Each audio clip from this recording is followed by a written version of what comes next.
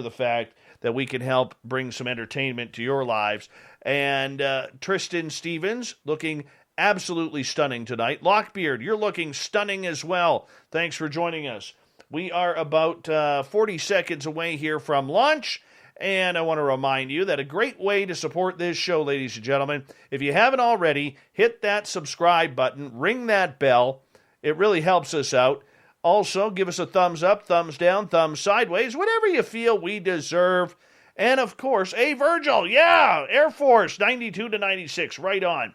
And thank you for that, buddy. Hey, Sean, how are you?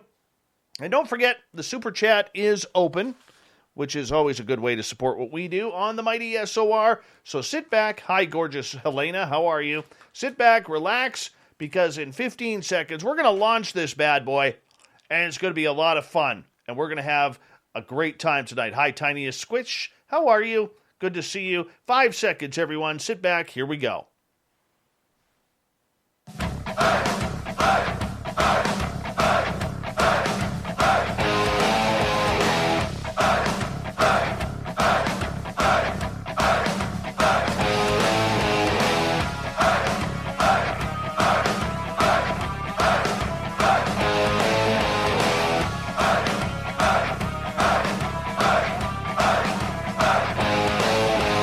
From the mountains of central British Columbia to you listening around the world, this, my friends, is Spaced Out Radio.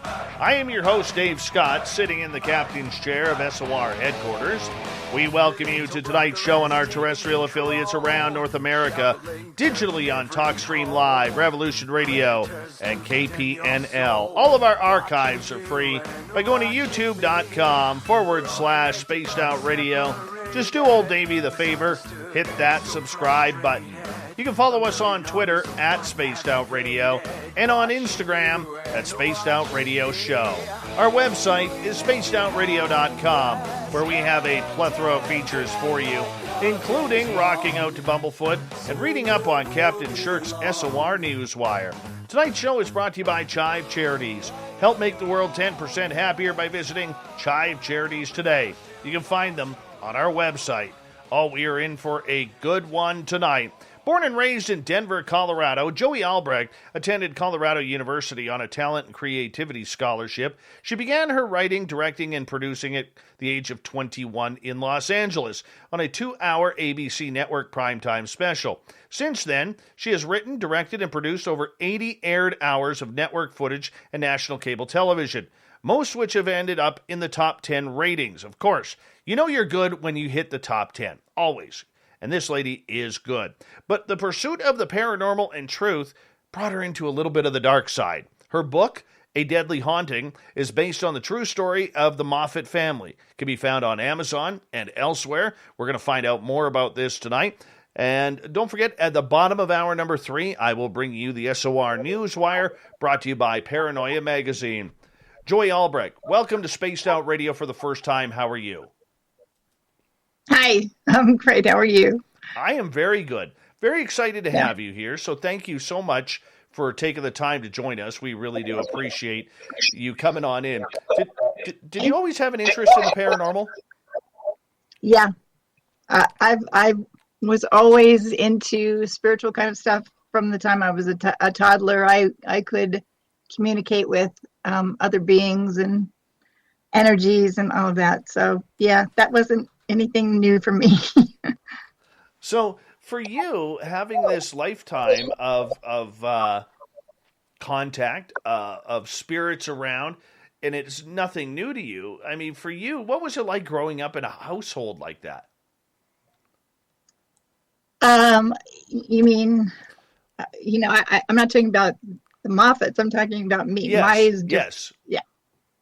That was just normal. I mean, when I was a kid, I would ask my mom, what are all these little things dancing in the air, because I was looking at energy stuff, and she thought I was nuts. So, as a kid, you kind of keep your opinions to yourself and go, oh, okay, But I knew all that stuff when I was little.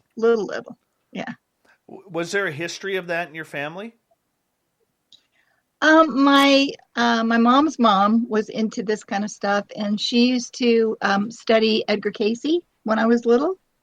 And later, I met the Caseys, and I'm developing a project right now for Edgar Cayce. So that came back to, I was probably 10 when I got into that.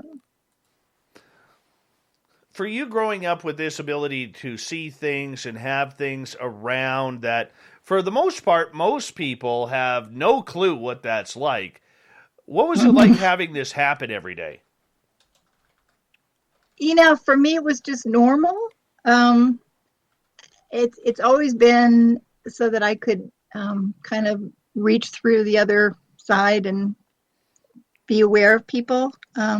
So many times in my life, the angels will come and say, "Go talk to that person. Go talk to that person." I go, "No, no, no, no, no. I can't do that." They go, "Yeah, you can. You can." And so, every once in a while I do that, and I go, "Okay, somebody wants to know, blah blah blah," and I just kind of run away then, and they go, "What? What?" Did you ever consider yourself psychic? Oh yeah. So what? I used Give me an it, example of something that weird that happened to you that you were able to predict or see happen. well, I when I was in college, the very first year of college, I did readings for people, and I was really very accurate to it, but it wasn't something that I wanted to do. So it was something that I just kept to myself. I didn't go out and be a psychic. Do you ever recall, like, see, were you predicting things to happen? Sure. Whether it was somebody getting in a car crash or somebody all of a sudden, tripping and falling and hurting themselves. Was that happening to you? Not about me. I can't see for my future because it's too close. My mom always wanted me to do readings for her, and I couldn't do that because I couldn't. I was too close with her. I didn't want to figure out, is that what's really happening, or is that what I want her to happen? So it's easier to do a reading with someone that you don't know at all, because then whatever you come, is true. Very true. Joie Albrecht is our guest tonight on Spaced Out Radio.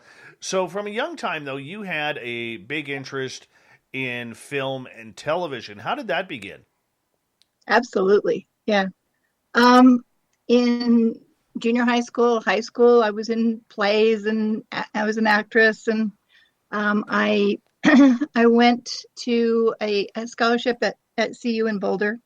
There were 500 people that were auditioned, and I got one of them, one of the two scholarships. So um, it was 2 years that I was at CU, and I was loving, being an actress. And I went to LA, and about 6 months after I got there, I went, I think I knew that somehow I was doing that before, and this is supposed to be different. So I went behind the camera and pursue the directing and writing and producing. Do you like being behind the camera more than in front? Is that what you're saying? I like both. I like both, but I think I think I know that I've been an actress before, so this time I need to do something a little different. So, what attracted So you? obviously, What attracted obviously you? I Go ahead. go ahead. I'm sorry. No, no, please. Obviously, I believe in past lives, so I'm talking about a past life kind of thing. So, for you being behind the camera, what was the enjoyment you found behind that in being part of the creative side rather than the acting side? Part of it was because I the creative thing about writing, creating the stories, creating those things was really fun. But also, you have some power when you're doing that. If you're an actress, you're just doing the lines. If you're writing those lines, then you have more power. So Very true. Very true with that. So you did that for how long? I went to LA when I was 20. So a long time. But you also got to work for one of your childhood heroes in Disney. Yeah, I was on a I was on a contract with Disney for over a decade.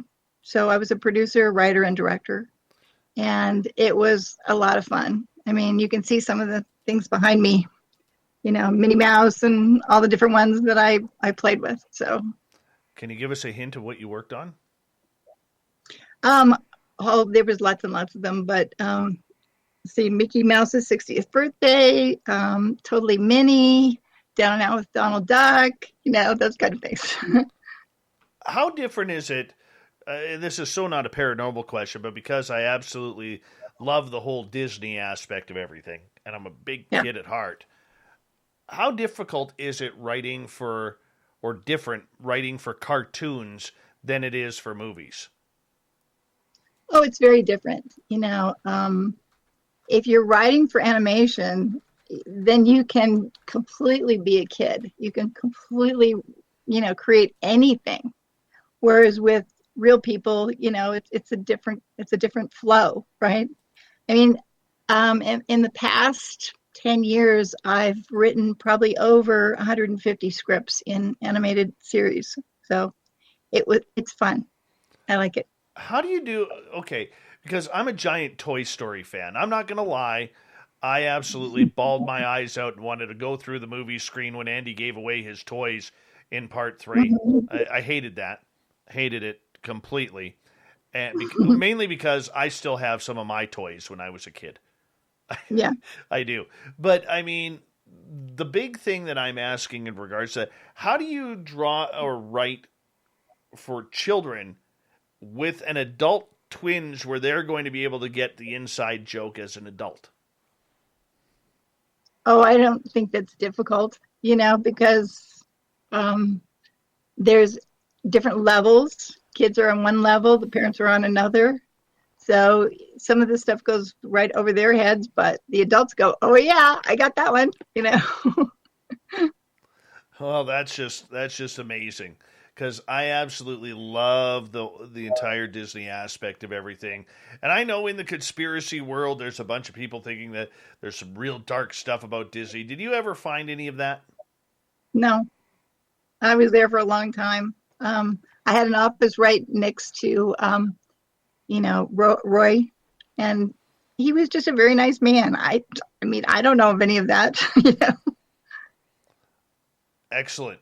Excellent. I mean, for you, though, getting into film, did you work on a lot of paranormal, supernatural type of scripts or movies or television shows? No, none. Not at all. That's something that I've run into in my life, but it wasn't anything in my career at that time. So for you, you kind of kept this little love of the paranormal in the dark during your career. Right. Was that on purpose? Not necessarily. It's just, what I really wanted to pursue is family entertainment. And so that's what I pursued. The reason that this book came around, just because, a lot of people, right? And this lady, Deborah Moffatt, she is the lady that has the actual story, the true story that happened to her and her family.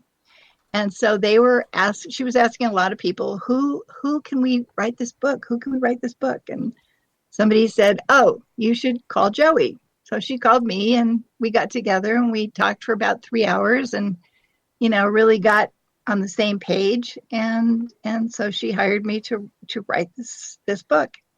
And I'd never written a book before, just scripts. So I was wondering, can I do that? I think I can, but I really wanted to try. So I took that on, but also because, it's a true story. It's about a demon, so because I'm kind of open to, things, I didn't want to be, you know what I'm talking about, right? So I did my meditation. I talked to my angels and I said, "Is this okay for me to do this?" And it felt like, yeah, it's okay. And I was fine. And it was not a problem. So up before you wrote this book, you didn't have really outside of your own experiences a connection to the paranormal. Like you weren't a paranormal investigator, you weren't someone who was doing it on television as you just went. You kind of kept this side hidden on you for throughout your career. Pretty much, yep. Was that on purpose because you didn't want to accidentally ruin the career that you had built for yourself? I don't think so. I mean, again, as I said, I really wanted to be involved in family stuff, which is what I like to do. But obviously, I took the job with the book because if I didn't want anyone to know about that, I would have, written that book. So Excellent. All right. We've got about 8.5 minutes here before we got to go to break at the bottom of the hour. Joie Albrecht is our guest tonight on Spaced Out Radio. Joey, for you, considering you never had done anything in the paranormal, how much out of the ordinary was writing this book? Because you'd never written a book before. You never considered yourself an author, even though you'd written dozens and hundreds of scripts for movies and television shows. But was this going really out of your comfort zone, not only to discuss the paranormal, even though it was someone else's event, but to write a book as well? I think it was the way I looked at it. It was a challenge, and I'm always one for a good challenge. So, I wasn't worried about it. A little bit, I was worried about having that demon, that being around me. That was a little nervous, but other than that, I took a lot of my experiences and my beliefs and so forth that put into that book. Okay, so I want you to go into a little bit more detail, and I know we can't give away the book here, but paint me a picture on just what you were going through when you decided to create this book.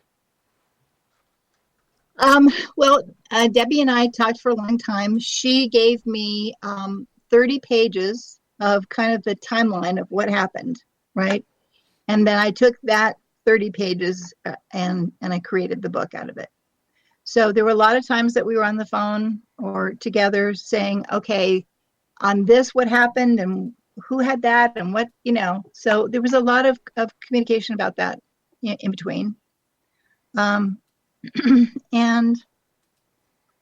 it was 6 months, which a lot of people usually write like a book for years. It took 6 months for me. So. Well, that's kind of cool. That's kind of cool. So how did you, having a lifetime of ghosts and experience around you, were you always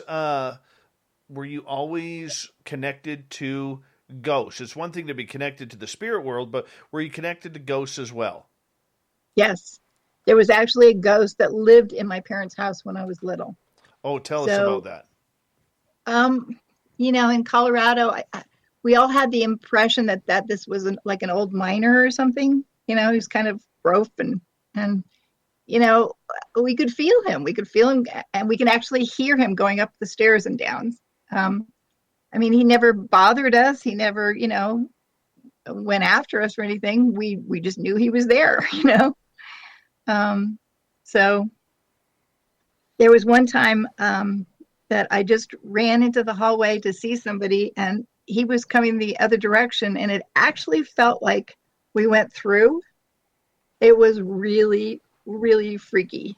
It was like all my molecules came across and came back together again. And I went, whoa. I could feel him going, whoa. It was really crazy. No kidding. So for you, having that experience where you've had spirits kind of go through you and around you growing up with that, this stuff with ghosts never really freaked you out until you kind of started delving into a deadly haunting. Well, that was a more level of scary. There's a difference between a ghost and an actual demon. A demon is really evil, and that's scary a little, So what did you know about demons before getting into this? Well, I was never like a Catholic, although this family were very Catholic. And as a kid, you just learn about things like that, but I've never actually met one or been around one, or, you can imagine what it is, but you don't know. I felt very protected when I wrote this book. Who is protecting you? I've always had angels around me, so I could feel them protecting me. What's that feel like for people who've never felt that before? Boy, having an angel around or angels around you, you just feel this warmth and this love that's just so intense. It's beautiful. Can you go into a little bit more detail for me? Paint a picture for me.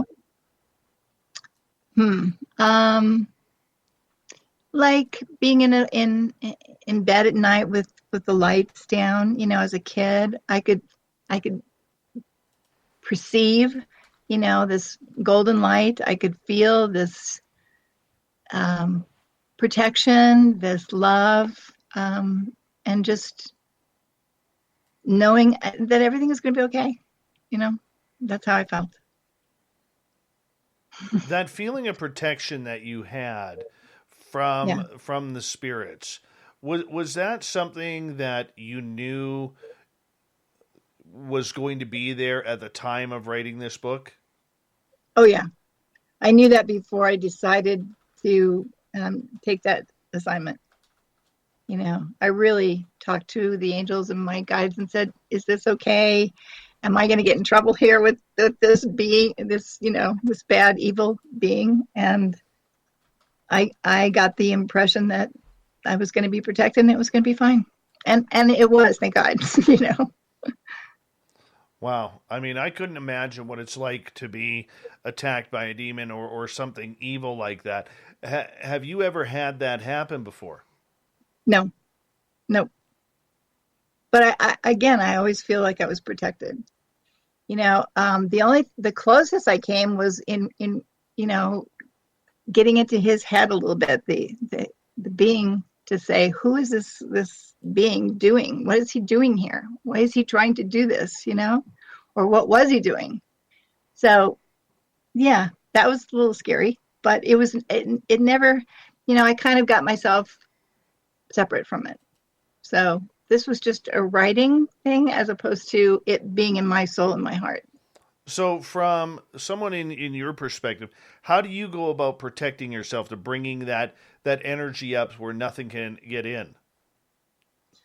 Well, I do meditation. So I need to put myself just into a space of light, spiritual light. And when I feel that, I I know it's there, I know that feeling. So that's what I do. I do that all the time in my life. But what does it feel like? It feels like floating. It feels like, I hate to say that word. It feels like being high, but you're not high, high in love. So yeah, that. We have about 30 seconds left. So when you are protecting yourself, do you use crystals? Do you use prayer? How do you do it? Both, all, everything. I have lots of crystals in my house. I've always been into crystals, and prayer and meditation, and just thinking correctly, thinking of positive things as opposed to negative things. Yeah, because... Go ahead, please. And thank you for having me tonight. I really appreciate that. Oh, not a problem. Not a problem. We got quite a bit more show with you tonight here. And Joie Albrecht, we're going to have a lot of fun tonight, because when we come back, we're going to learn what it's like to deal with the dark side. What's it like to meet a family and chat with them and discuss their most intimate hauntings that has literally scared the daylights to the point of near death. It is that scary, that real, and it's called A Deadly Haunting. You want to check it on out. It's on Amazon. We'll get more to it with Joie Albrecht when we come back on Spaced Out Radio right after this.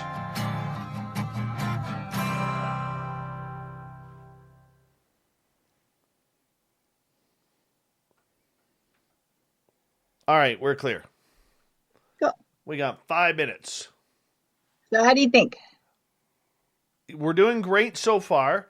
I'm just going to ask Okay. a favor. Because this is radio, unlike film, because this is Right. radio, we really got to paint a picture for the audience. Okay. And our words are the canvas that we use. So Got it. if you Okay. could expand your answers a little bit and don't be afraid to go into detail because we have a lot of time here. That beautiful mind of yours is filled with information, and I want to make sure our audience gets the full pop of that. Okay. Well, the next time, let's go through a little more of the book, Sure. and then before we wrap up at the end, I've got some projects that I'm developing on that you guys would be interested in hearing about. So. Oh, of course. Of course. We got 2 hours. We're okay. We got lots of time. Okay. Yes. Yes. As Michael Leger, the Michael Leger says, word candy. Yes. Lots of word candy. So it's all good. And it's my good listener, the Michael Leger, who made this gnome for me. I love that. That's great. I'm going to run out. I'll be right back. You go. I still love that gnome, Mike. Still love it. Thank you, Chefist. How's your mustache, Chefist? Please let us know. Give us a mustache update. We'd appreciate that.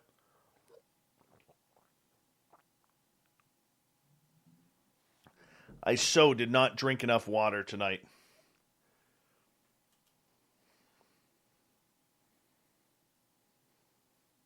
Yes, we are on 7 days a week.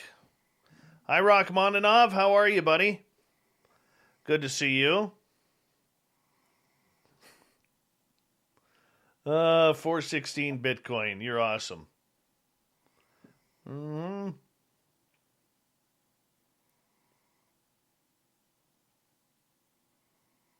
Can you guys hear that breathing in my microphone?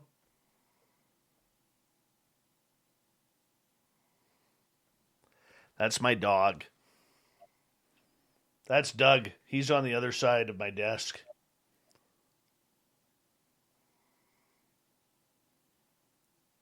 Snakes on a UFO Snakester. How are you? Welcome back. Boom to you, Bama. How you doing? What are you carving now, the Michael Leger?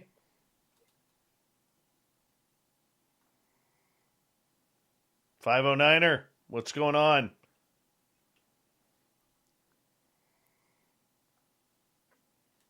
UFO Toronto. By the way, UFO Toronto, are you the same on Twitter?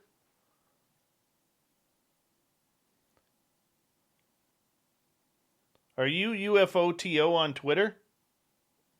I think so. Okay, cool. Hey, oh shoot, I forgot. I always forget to do that, to pin the show on Twitter. Darn it. Thank you for reminding me. What was I going to say? Hey, thank you, by the way, for taking that piece from Grant Cameron's conference yesterday and running with that about the why now. I really do appreciate you doing that, man. Thank you. Trinitro Tulano. I always get that wrong. Trinitro Tulano. There we go. Alien Believers, welcome to the chat room. Let's give you a little push right there. Look at that. There you are. There you are, Alien Believers. $5,900, cold day in Salt Lake City. Kind of salty there, too. All right. There she is. Look at her, everyone. That's Joie Albrecht right there. There's Michael Latuska. Welcome back, man. Anytime the Jets wipe out the Maple Leafs, that's a good night. Mm-hmm.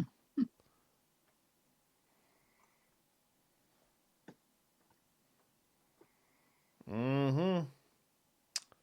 Oh, pixie puppets. Very cool.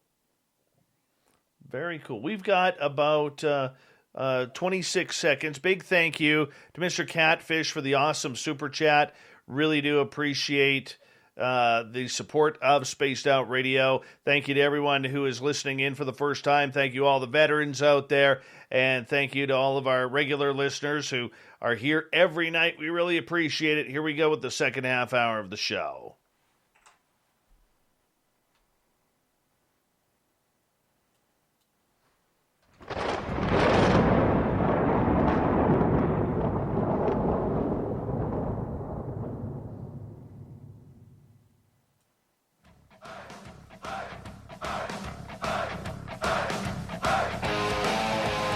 Second half hour of Spaced Out Radio is now underway.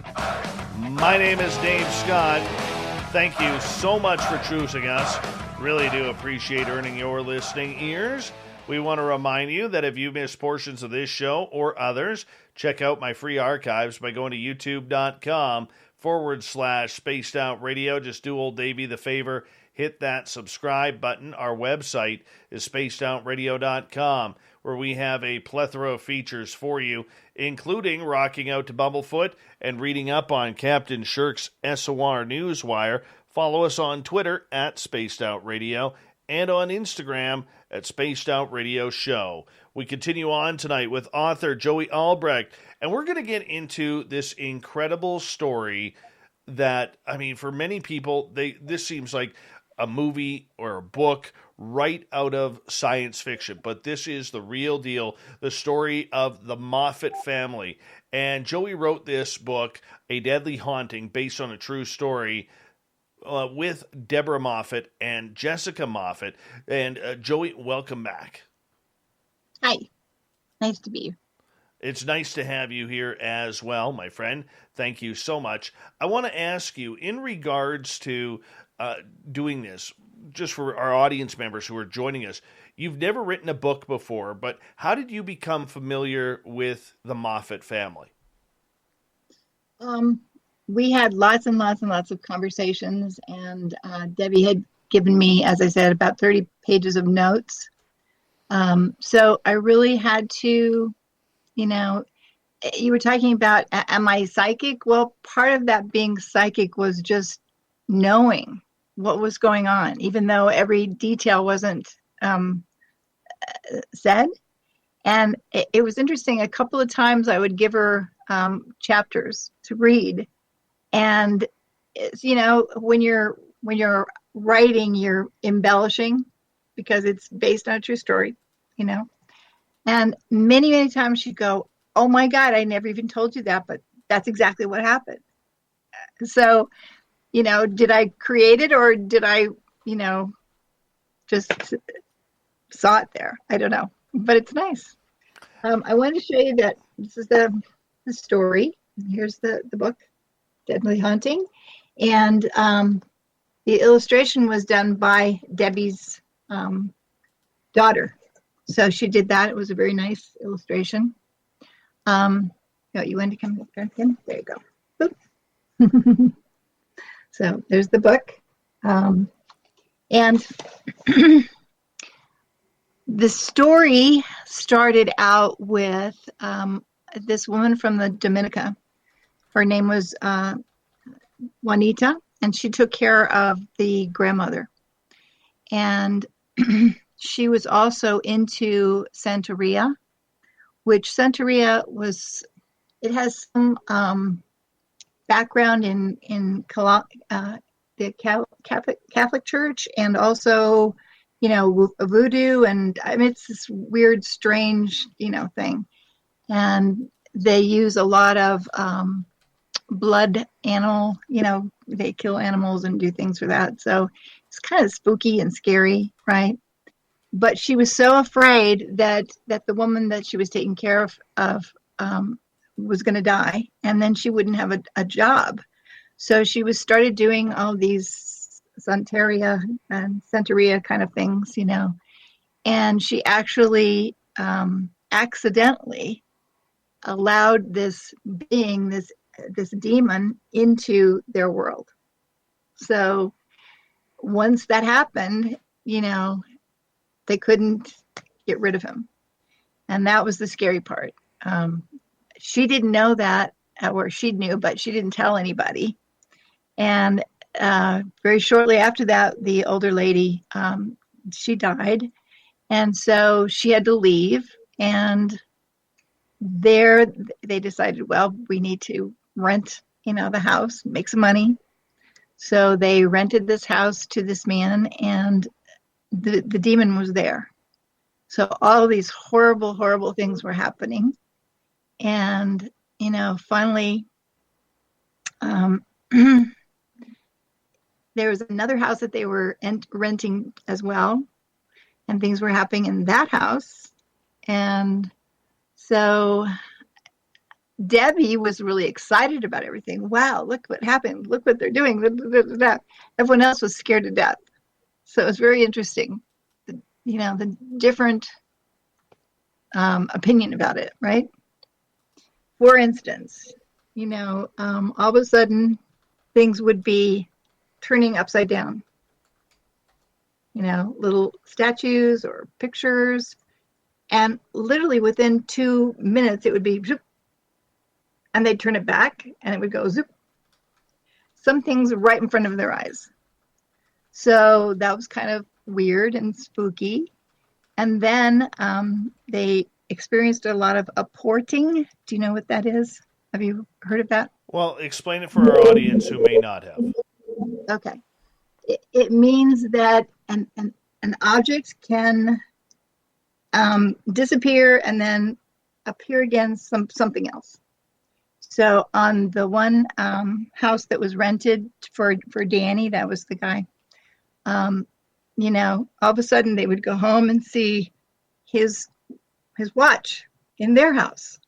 And they're going, okay, how did that happen, right? But they were afraid that he was going to say that they were stealing the stuff, and it wasn't stealing, and he would sneak back and put it back in his house, and then before they came back again, it was there again. So things were really, really strange. The furniture in the houses would be completely taken out and then put back in on a big pile, and literally can happen in 5 minutes. It's just gone like that. So it got to be to the point where they just became, that's, normal of what they had to deal with every day. The other house that was rented, where she actually, the girl had some of these Santeria things before. And he got a Ouija board out. Now, when I was a kid, when I was in like 7th grade, my friend and I, we used to play with Ouija boards. It was really, really scary. And there was one, this is my experience now, there was one entity that went through, and we got really scared, and we ran to the other neighbors, and we're going, knock, knock, knock, ding, ding, ding, somebody be around, right? And we looked in the knob, and there was this woman behind us going, that was it. We would never, ever, did anything with the Ouija boards again. And I don't think that they are good ones. I wouldn't recommend people to play with those, because you can't have any control about who can go through that. It can be very evil kinds of beings. So anyway, this one guy was playing with the Ouija board, and his son came and lived with him. And the son actually had a horrible experience with that entity, and he kind of lost his mind. And the father died very mysteriously. So, it wasn't just like fun and games. It was really scary. It was really serious stuff. Then he left. Well, he died, and so they rented it to somebody else there. And it was a man and his wife, not his wife, but his girlfriend, and they just get more and more arguing with each other and so forth. And he got really mean and started beating her up a lot. And one day she disappeared. And they found out after he left, the police came and found out that they found that lady's body. She was all beaten up and died. So, you can't say, was it just a bad person, or was this someone that the entity, the evil one, went into that guy? So these are some of the things that went through. And, you'll have to read the book to see all the other stuff. How did you get to meet the Moffatt family? It was a friend by a friend. We just introduced through someone else. And she's actually pretty interesting character. She, as I said, she was never afraid of that entity. Everybody else was. She had a deal with this entity saying, I will respect you if you don't hurt my family. And she was never afraid of him. I don't know why, but everybody else was afraid of him. They had, bishops there, priests, all kinds of, paranormal, people in their house. I mean, dozens and dozens of people, and nobody could get rid of this place.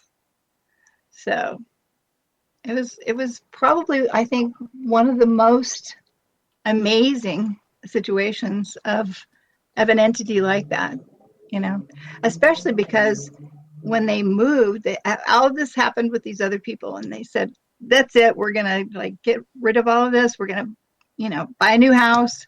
They did that, they were really happy, and the entity followed with them to that new house. So it all started all over again. Wow. What did we know about this demon? Well, at first we didn't know anything about him. But, one thing about this demon that was different than a lot of demons is that this demon wanted to communicate. It liked to communicate.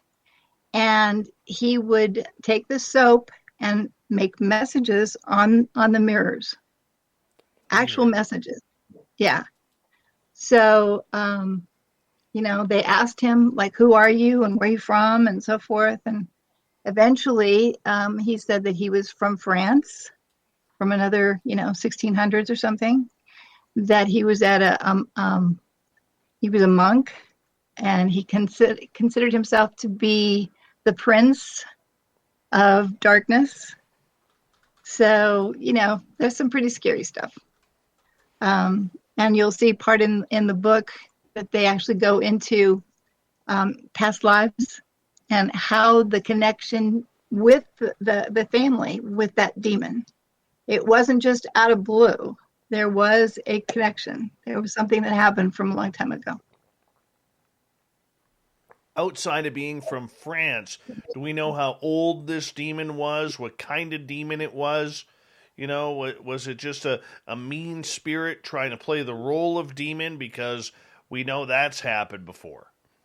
Right. Now, he was more an evil, really evil being, not just, something irritating. This was an evil, evil being that says that he was the devil, that he was incarnate, the devil from those other lifetimes. So that's pretty bad. So he was a real jerk. Let's just be honest. Yeah. Scary. Not just a jerk, but scary. Real scary. Mm-hmm. So why did he choose this family to kind of torture them?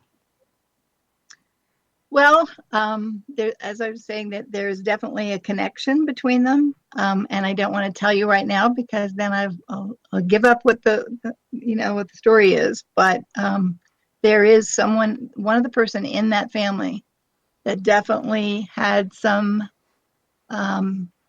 evil themselves, and that connection. Sorry.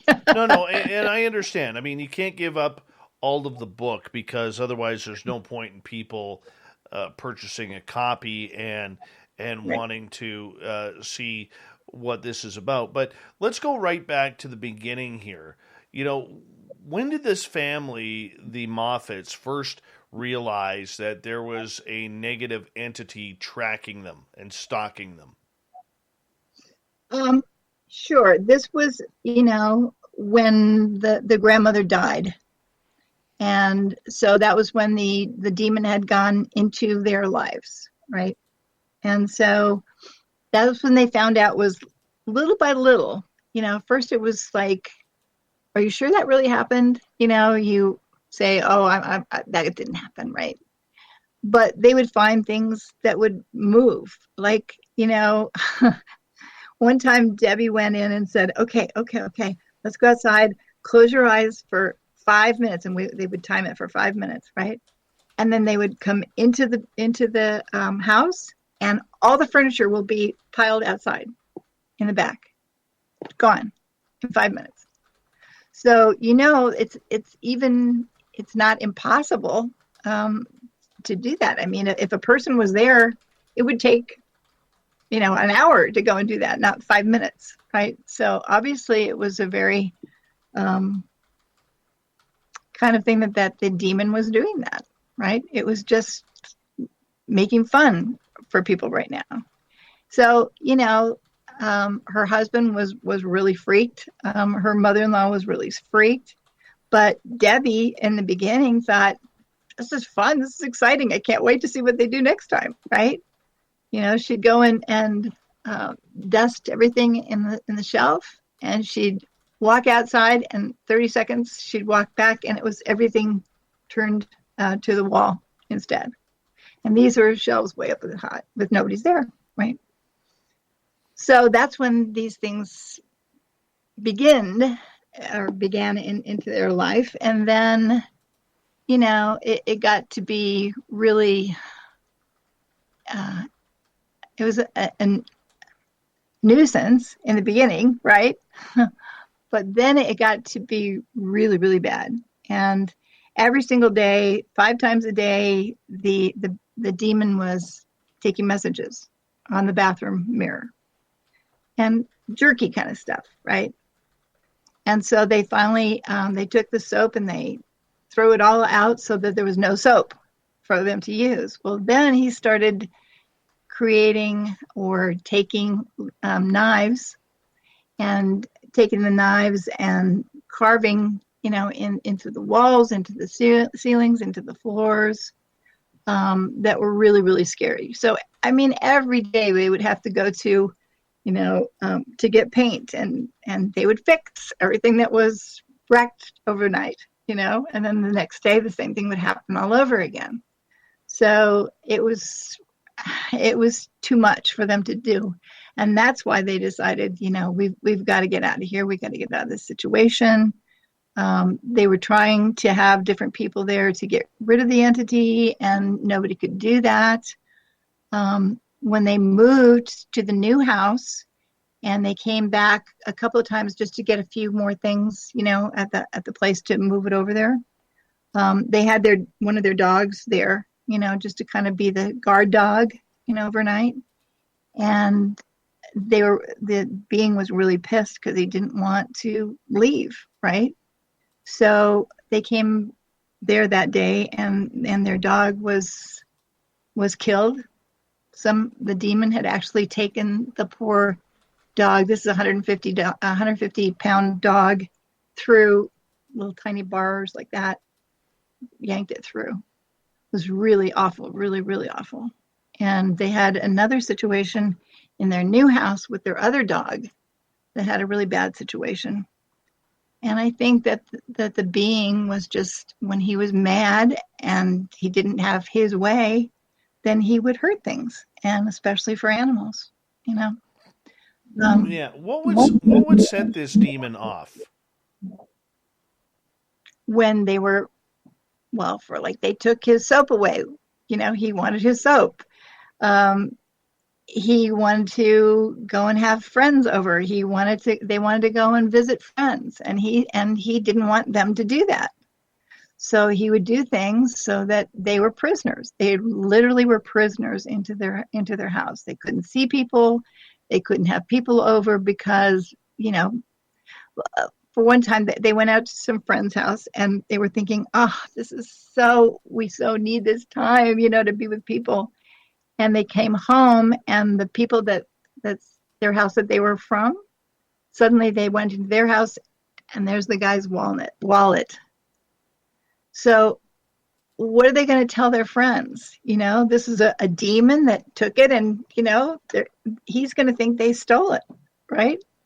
So that's why they couldn't be around other people, because it would do things like that would destroy their lives, and their relationships. Boy, talk about jealousy. Yeah. We have about 3 minutes to go here before we got to go to break. At the top of the hour, Joie Albrecht is our guest tonight. She is the author of the true story, A Deadly Haunting, based on the true story told by Deborah Moffatt. How long did this go on for with the Moffats? 6 years. 6 years, yeah. A really, really long time. I mean, this almost sounds like the exact story of one of the Conjuring movies, or something that the Smurl family went through. As a matter of fact, it was those people that they came into their house to take care of it, and it was not successful with the Warners. It is Warners, right? Warrens. Warren, yeah. Wow. Same. Now, what year was this taking place? This started in 1984, and so 6 years later, it was like 89 in that area. Wow. This is in California, near outside of LA. So how did this family put up with this for 6 years? They didn't. They were going crazy. I mean, literally, they went crazy, I can't believe they had children. Debbie and her husband had children during that time. And if that was me, I would be scared to death to have children, babies around this demon. But as I said, she'd make a deal. She made a deal with him and said, don't hurt my family, and I will respect you. For something, the kids nothing happened to them. It was fine. That's amazing that the demon obeyed that. As long as he was respected, which is really weird. I know. Wow. Yeah. So for 6 years, as we got under a minute to go here, for 6 years that this happened, I'm curious to know, how did they keep their strength? And this may be an answer you want to give after the break as well, but maybe start it off.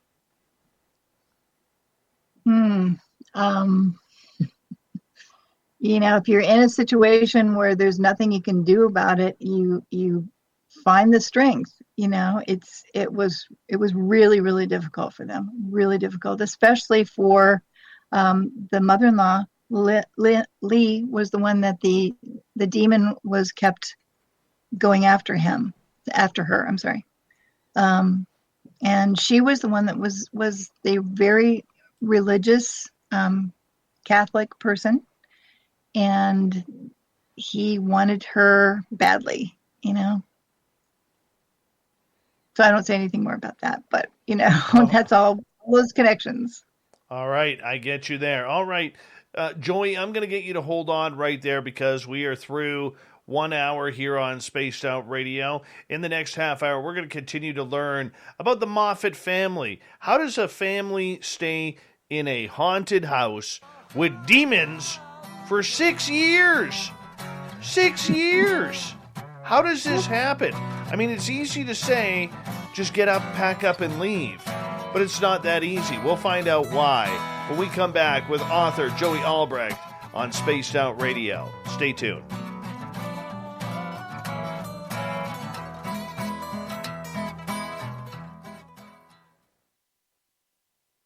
All right, we are on break here for 6 minutes. I will be right back, and I will just let you kind of hang out here, okay? Yeah, I can't talk. I've been That's going okay. back. That's okay. You go relax. I'll be right back.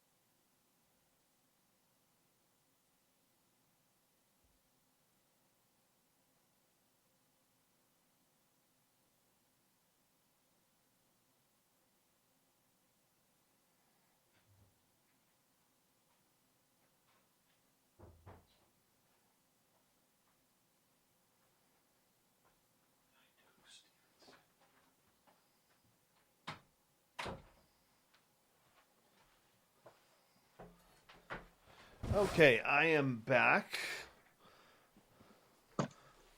Give me Hey. 2 seconds here. And in hour 2 here, we start to include questions from our audience as well in the chat rooms.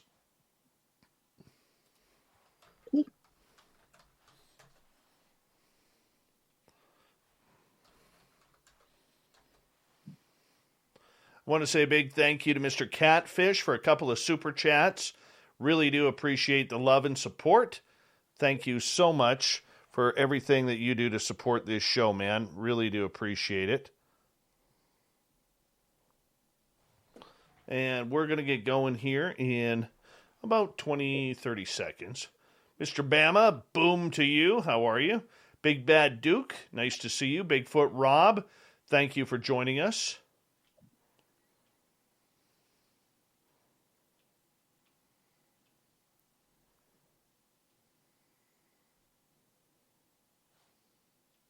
And we're going to get going here in about 10 seconds. So here we go, everyone.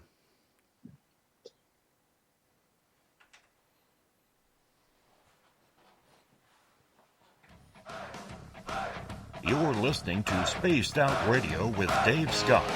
Follow Dave on Twitter at Spaced Out Radio and on Facebook, Spaced Out Radio Show.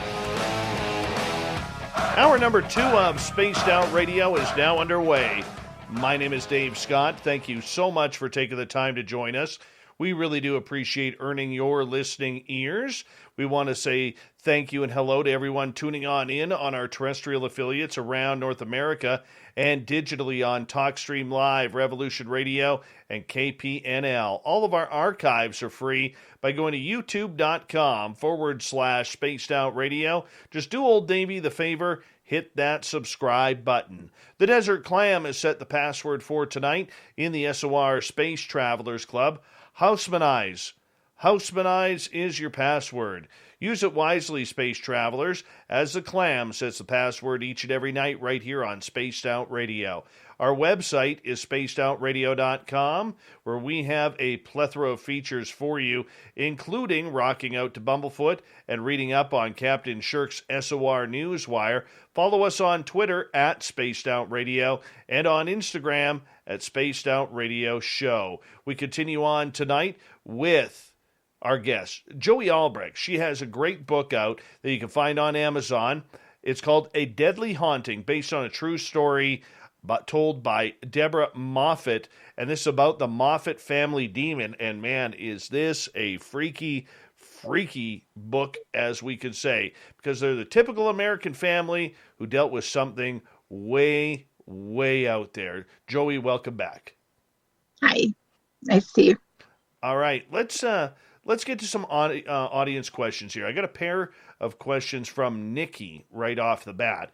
And she's asking, first off, during this haunting, was there any symbols drawn on floors, walls, ceilings, or mirrors? Yes. They use the soap to actually, draw on the mirrors, but they also, the demon would take knives and carve symbols in the walls, in the floors, in the, everywhere. And they would have to fix that every day. Some of the things that he would do, his soul, his, thing was, he was a triangle. That was his symbol, was a triangle with a tail. So he uses that a lot of stuff. All right. Nikki has a follow-up question. And for you personally, have you lived in many haunted homes? I only lived in one haunted house when I was, 18. I lived in a big house in Denver, and there were 15 other people in that house. And one of the people in the basement there was using, trying to deal with people, evil people. And, that was really bad. Because, again, when people are inviting evils it will come, and it's scary. All right. The darkness that surrounded this family, I know you can't go too much into it because it really is the heart of the book, A Deadly Haunting. But the fact that this was going on right under their noses, did they know this was happening? Oh yeah, from the very first time they knew absolutely, and they probably had at least a dozen, or if not, more than that, of people, parades of people coming through. Well, we can take care of that, and I can take care of that, and oh, this is no big deal, and nobody could do it. I'll tell you some of the people that went through. There was an Indian woman, Red Wing, and she was very powerful, and her friend, very powerful people. They came into their house, they went up to their attic, and Debbie was like looking around and trying to peek and watch what's going on. And at some point, and she swear that this happened, all the stuff in the attic will come up, and it created a huge face, like 55-foot tall, face, and it was snarling and just very, very scary. And so when the dog was there, was barking and barking and barking, and so they said, Debbie, you have to go downstairs for a minute. So she went down, and they did this thing that they did. When they came back, they said they trapped the demon into the dog. And she was going, that's horrible, but I don't know if that's really true, blah, blah, blah. As of the next day, nothing happened anymore. All the paranormal stuff had stopped. And they thought, oh my God, that really happened with their dog, right? And so part of it was saying, yeah, that's great. Part of it is going, oh my God, what happened to our dog, But for a month, they had some peace. And then after a month, the dog started getting really, really sick. And another month after that, the dog died. And this was just a very young, very healthy dog. So as soon as the dog died, then again, all these things were happening all over again. And the message in the mirror was, I'm back. It's my house. So, they were just didn't know what to do at that point, We talked about Ed and Lorraine Warren, and she's been very, very, very famous to all these kinds of situations. They came to the Moffats, and they did some prayer, and they actually had a piece of very, very holy piece from part of the cross that Jesus was on. They have that actual piece of that. And so they use that in some ceremonies with that. And the demon actually went into her father-in-law. And he started acting differently, speaking differently. It was very, very scary. And then suddenly he just goes, what happened? What happened here? So, they couldn't get the whole thing for them either. They tried, they wanted to, they put together with, some very high people in the church to come and take care of them. And this is the one time that there was someone that we think probably, it worked, but the last minute they decided not to have him come in. So we will never know if that really happened at the time, the way it should have been. Let's see, what else? Any other questions everyone else has out there? I want to know what the emotions were like around the house, because, this has to be days and nights of stress. how did they go to work? If they weren't allowed to have people over or socialize or go out, how did they go to work? How did they make a living? They didn't. That's one thing that I asked too. They were lucky to have enough money that they didn't have to work. So otherwise, I don't know what they would have done, But it was difficult. It was 5-6 years of this, day in, day out, year in, year out. And, Lee was going nuts. She was the mother. She was praying all the time. She was crying all the time. She was, very upset all the time. Her husband was just very, very grumpy kind of guy, and was selfish and, wanted more and more and more of what he wants of everything. Debbie was still, keeping it together for the family, for her kids, and her husband was like Lee. He was very, very upset all the time. So that's what was going, the emotions were in that house. Several times they went and got dogs because they couldn't get around other people. So they would bring dogs to have more, company, and the dogs all got hurt or killed or, that was really bad. I'm very, I love animals. So that part is really hard for me to even know about that, right? Being that they were of the Catholic faith, did they not bring in any priests to deal with exorcisms? The very first guy that went to the house was a priest. And he came and walked in about 2 steps into the house, looked around. You could see on his face what he was feeling. He said a couple of words in Latin, and then he said, "It's all done. It's all done." And he actually ran to his car and got out. So that didn't help it a whole lot.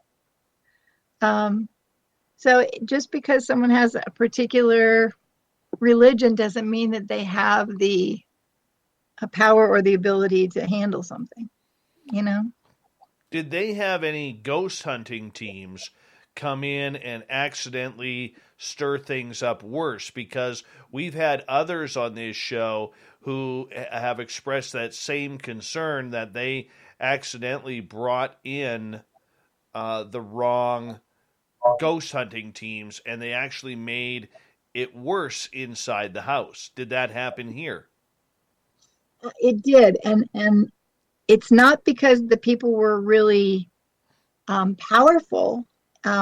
Mainly they were not powerful, but the demon was getting pissed off that they kept bringing people up to get rid of him. So that made him more mad. That made him more scary, I guess, There was one guy that everyone has to have a little bit of comedy in that.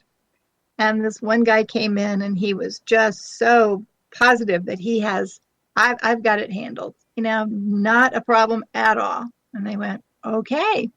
So he went upstairs and he had a bunch of eggs, regular chicken eggs.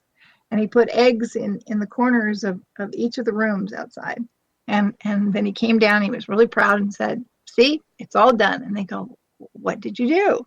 So he took everyone upstairs and showed them all the eggs. And all of a sudden the eggs, like literally, are going from nowhere and going bam, bam, bam, bam. All the eggs were throwing at him. And he just like screaming and running out. So, it's pretty crazy. That's just weird. I mean, at this point, when they start inviting paranormal teams in there, did these teams know what they were doing, or were they just a bunch of amateurs that were maybe, found in a, I mean, going back to the 80s, there was no internet then, but were they maybe found in a newspaper, or how did they find these ghost hunters? Well, yeah, that was difficult then because they didn't have those kind of connections. So they went to the library. Debbie did a lot of research in libraries. she would go to churches and talk to people there and see if they're, can do anything, or if they know anything about that kind of thing. Some of the people that came to their house were pretty naive, that they really didn't know what they were doing, but they had their heart was a good place. They just weren't very effective. And then there were some people that were really, really, professionals. They knew what they were doing. For instance, Ed and Lorraine were very, very famous. And so, there's different kinds of people. There was one lady that was, she's an African woman from New Orleans, and she was a voodoo practitioner.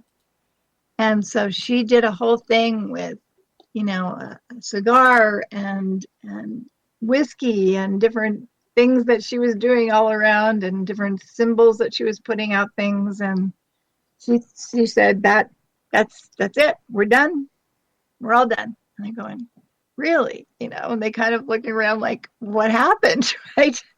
Within 5 minutes, there was this huge explosion and noise, and they went running upstairs, and their big bed, 4-poster bed, was flipped over all by itself. And they went, okay, I guess nothing really happened. And she goes, she charged them anyway, and she left. So, it got very, very expensive for them, because they were paying a lot of money to all of these people. And even though some of them were very, good heart, they wanted to try to do that, nobody was able to do that. And at the very end of the book, you'll see there's really a battle of the souls. They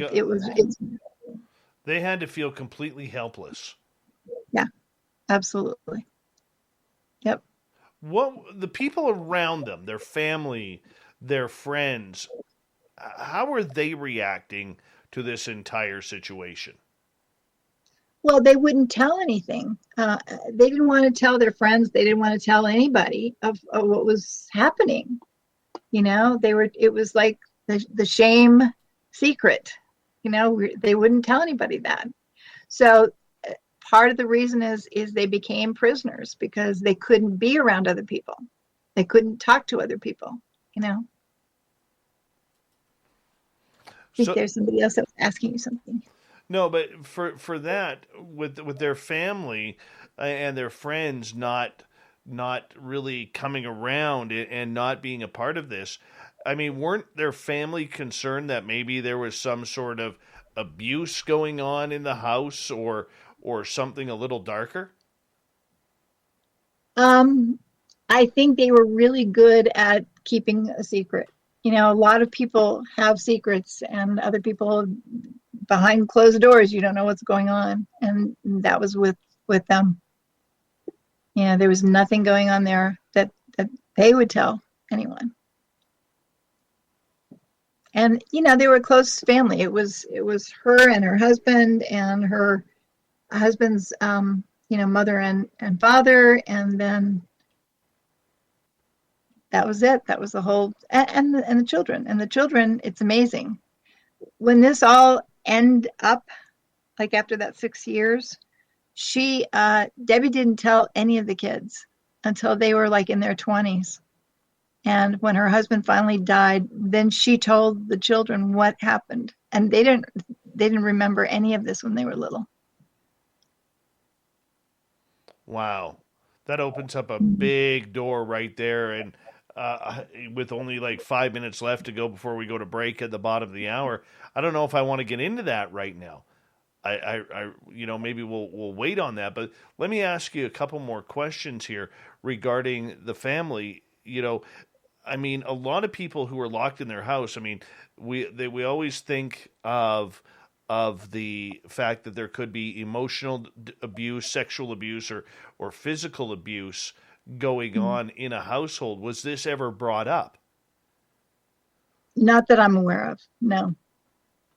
I mean, the father-in-law, Debbie's father-in-law, we say him as he was grumpy, but he didn't beat his wife or anything like that, but he was,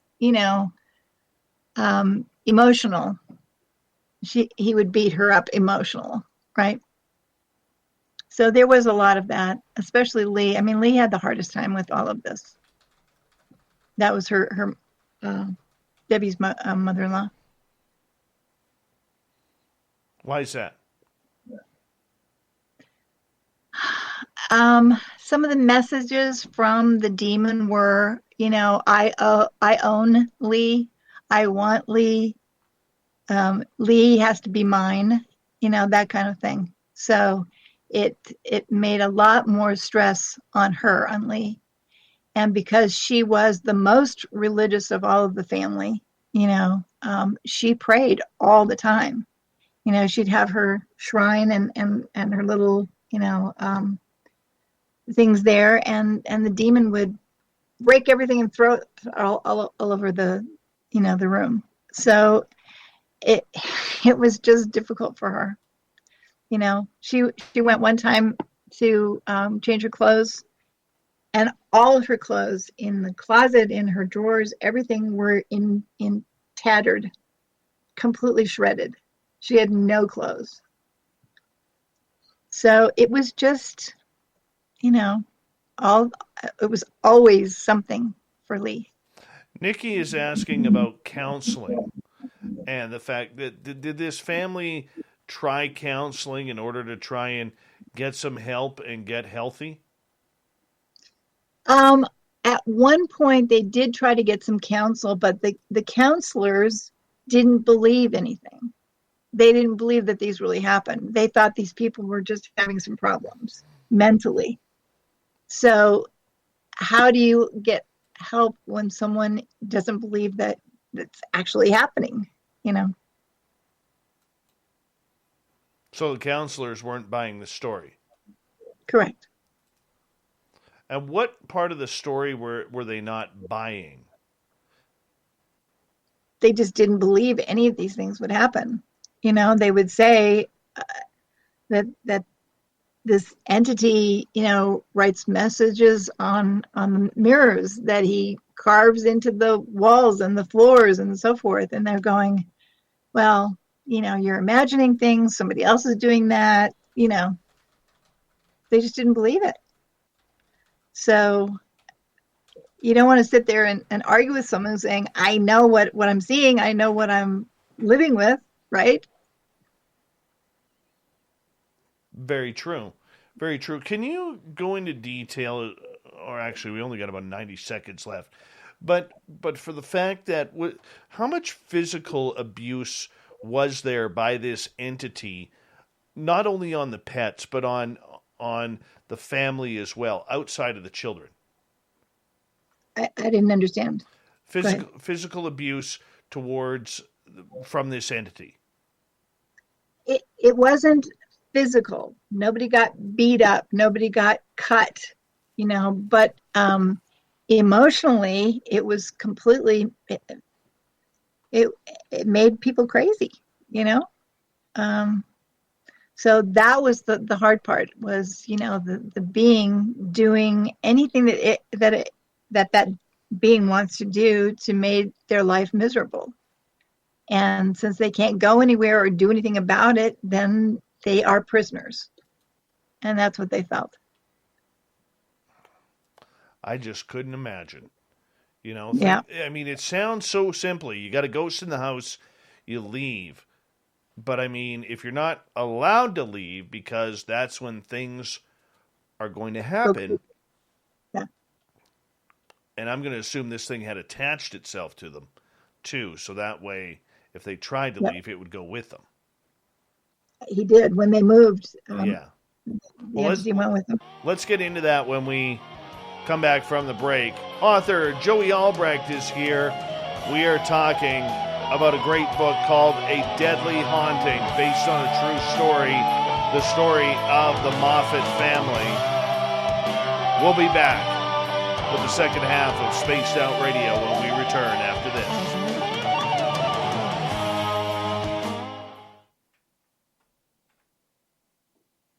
All right, we're clear? Okay. cool So stuff. what, we have one more or two more sections here? 2 more sections. Okay. And then we're good for the night. Okay. Mm-hmm.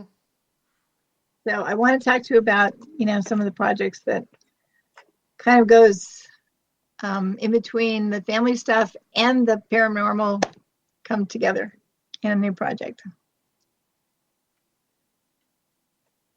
But you wanted to wait on that, right? Yes, we'll do that in the final half hour. Okay. Stu Gerson, another new website. How much more remodeling, renovating can we take? When it gets done, it gets done. The current site we have is not working properly, so we have to redo it. That's the reason why we are redoing it as we speak here, and that's the reason why it's going on. And with the new site, we'll be able to do a lot more. It will be a lot cleaner. It will be a lot more user-friendly. It'll be friendlier for the building of the rebuilding, I should say, of the Space Travelers Club. So hopefully within the next couple of weeks, we'll be able to get it fully launched. And we got a new store going up as well with new product. And it's going to look good, man. It's going to look really good. I promise you. I think I might finally get a website that I like. Yeah. Yeah. Cool. Finally.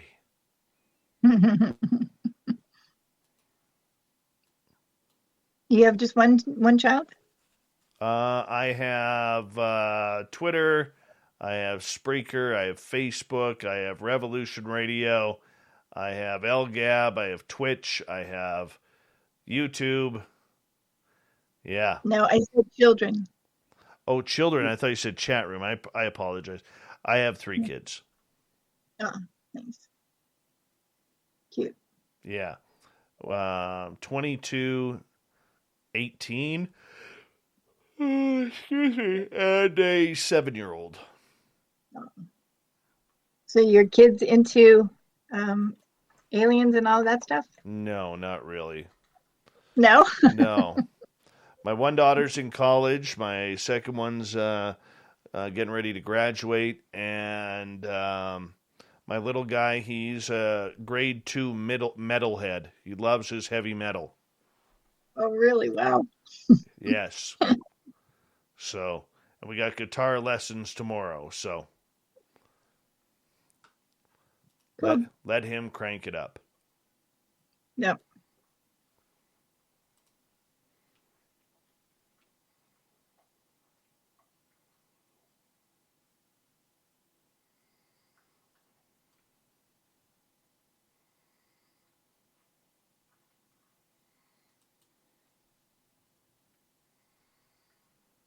If you hear any deep breathing in the background, that's my dog. Aw. I took my kitty in the other room and shut the door, otherwise she would be meowing the whole time.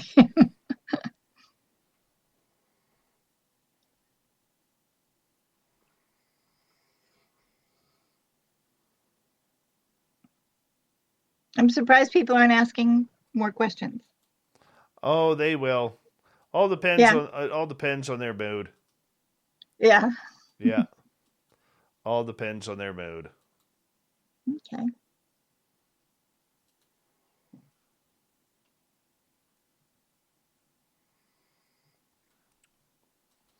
All right, we've got about 2 minutes. Okay.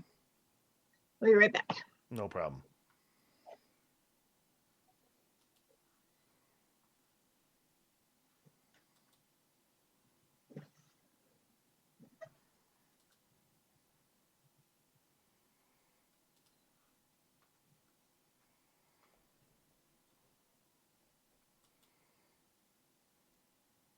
Dr. Trollauchi, why don't you just change your name back to 416 Bitcoin? Or is 416 Bitcoin your split personality and you just haven't made it there yet? Or that one's still angry at me?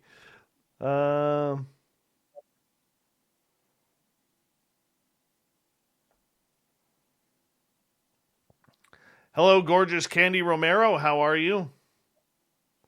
Welcome to tonight's show.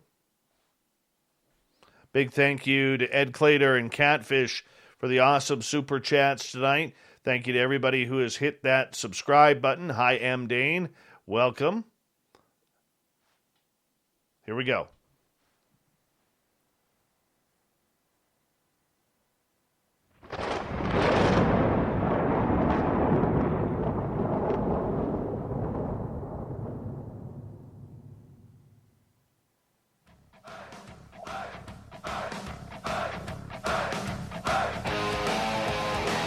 We passed the halfway point of Spaced Out Radio tonight. My name is Dave Scott. Thank you so much for taking the time to join us. We really do appreciate earning your listening ears wherever you are on this beautiful planet we call Earth. We want to say thank you to everyone tuning in wherever you may be. And of course, we also want to remind you that all of our archives are free by going to youtube.com/Spaced Out Radio. Just do me the favor, hit that subscribe button. Our website is spacedoutradio.com, where we have a plethora of features for you, including rocking out to Bumblefoot and reading up on Captain Shirk's SOR Newswire. Follow us on Twitter at Spaced Out Radio and on Instagram at Spaced Out Radio Show. We continue on tonight with Joie Albrecht. She is the author of A Deadly Haunting, based on the true story of the Moffatt family. This book can be found on Amazon. Welcome back, Joey. Hi. Nice to be here. The family. Lots went on, and they tried to move. This demon kept on following them. Tell us about that entire happening there. Well, they just felt like we can't take this anymore. So with the tenants that rented the different houses that they owned there, they didn't rent again because of all the bad things that happened to those people. And they finally decided that that was going to be it. We were going to go and get a nice house, and we're going to move, and this will be over, right? And at the time, they really thought that it was all going to be okay. But as I said before, he didn't want them to leave. And so all the bad things were happening. Their dog was, very, very bad, killed.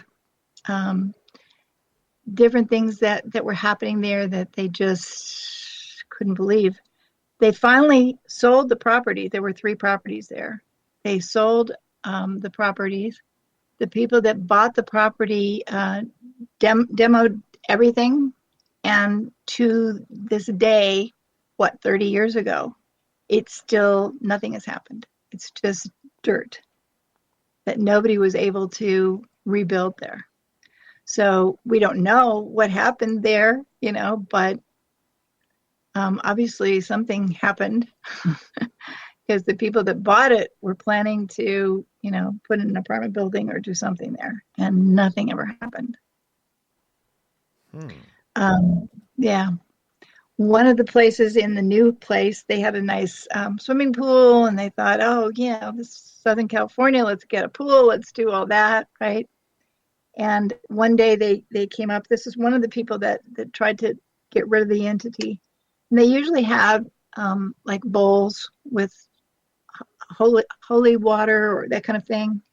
And every time that somebody had a bowl of something with them, they would always end up in the pool. And every time the pool got really, really bad.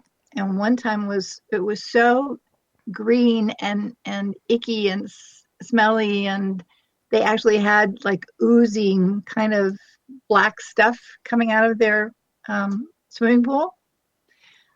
So they tried to bring different people to clean that up, and nobody could fix it. Even when they started to clean the water a little bit, immediately overnight it would be worse and black the next day. And that was when one day Debbie was outside, and their little dog, I feel so bad for all these little dogs. But she was outside, and all of a sudden the dog was up in the air with nothing's around them. It was up in the air and thrown like 100 foot.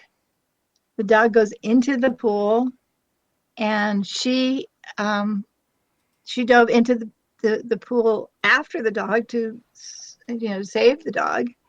And it all this kind of black goo came out of their lungs, and it was horrible, really horrible. These are the kinds of things that they dealt with all the time. Yet it was never physically violent to them. Why is that? I don't know. That's an interesting question. I think that they were just they were beaten up so badly, Now, Lee did get hurt towards the end of the book, and that's the situation. She was really bad hurt, and she was in the hospital, and that became a whole, war against the soul. It was really against the angels and the evil. And that's very interesting to see what happened with her in the hospital then. Okay, Nikki has a question here. Did you say that the demon kept stating he wanted Debbie's husband's soul? No. He wanted her mother-in-law, Lee. Lee was a woman, so that was her mother-in-law. And that's who the demon wanted, was her. Weird. Yeah. So weird. Yep. All right. Kirk is asking, what preemptive measures can one take so these things don't happen? You don't start messing with stuff like that lady did in the beginning of doing ceremonies, the Santeria and stuff that she didn't know what she was doing. That's really, really a dangerous thing. You don't mess with evil. You're just inviting trouble. Actually, at one point, when Debbie was asking him who he was, the entity, and he said that he was Prince Baal, Baal, and also known as Lord Belzebub. What is that? The devil, right? I don't know how to pronounce that, but yeah. So he was either he pretended to be the actual devil, or he was the actual devil. Damn, this guy wasn't messing around. No. I mean, he's going right to the top right off the bat here. I mean, Yeah. dropping names like there's no tomorrow. Right. Absolutely. Yeah. This family. So obviously she's still alive. So, something happened, and we just won't tell you right now what's going on at the end of that book. They are alive, though. Yes. You mentioned earlier that the children have no recollection of anything like this going on. How were they kept in the dark if they were born into it? Was it because they were quite young at that point and still impressionable to what is going on around them? Well, Debbie and her husband got married about a year after this all started. So, and then she was, gave birth about a year after that. So that's probably 2 years out of the 6 years, when she had her first child. And the kids were just too little, so they don't remember any of that. I think Debbie was obviously, was very protective of their kids, but she was never worried about the entity. I don't know why. It's amazing that she was never afraid. Everyone else was afraid, but she was not afraid. So her daughter is the one that is the artist that gave the illustration for the book. Obviously, she knows about it now. No, I understand that. And obviously, if Debbie made a deal with this demon to not harm the children, this is where it makes me wonder if it was really a demon or not, because, demons really aren't into making deals unless they come out on top, and children being quite vulnerable in a situation like this, it's amazing the demon wouldn't play against that. It's interesting too. Yeah. I mean, they hurt the animals. All the animals got really hurt, but the demon had its sight on Lee, on the woman. And so there was a connection there that, is different than the kids. He wasn't interested in the kids. He was interested in the adults in that situation. But in order to get the adults, the worst thing that a demon could do is harm the children. I would think so, but it didn't happen. So I don't know why, Okay, so let me ask you this. I'll put you on the spot here a little bit. How do we know that it's an actual demon and not just one pissed off spirit? Say that again, please. How do we know it actually was a demon and not just some upset spirit?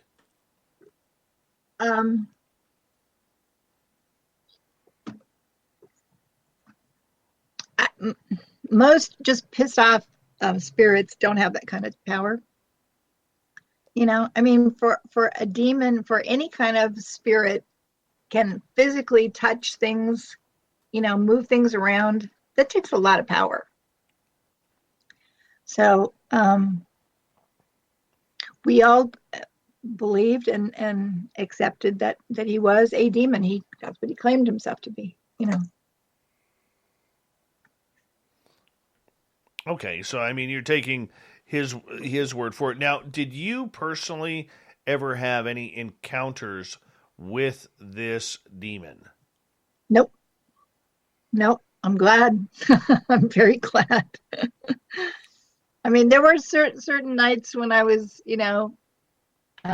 writing this book where you have all the lights on at night and or for me, it was kind of scary a couple of times where I would go in the bathroom and make sure, oh, thank God there's no message in the mirror, So again, I felt I was protected because something could have happened then,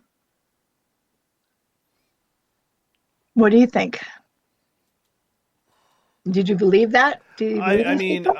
That's actually a good question, because I do believe in demons. I do believe there is something very ugly out there that we cannot control from a devilish, type of hell, but that's the way I was brought up. There's a lot of people out there who will claim differently, but that's just the way I believe. But in hearing the way, I think the thing that's making me question the entire story, and I'm not saying it didn't happen. I'm not questioning what happened. I'm questioning whether or not it actually was a demon rather than an upset spirit because of the whole children being protected. Now, when I look at this, and I could be completely wrong, so please forgive me, but when I look at this from an outsider's perspective, I think we have a situation here where we have a very, very angry spirit originally from France, because let's face it, nobody wants to admit they're from France except the French.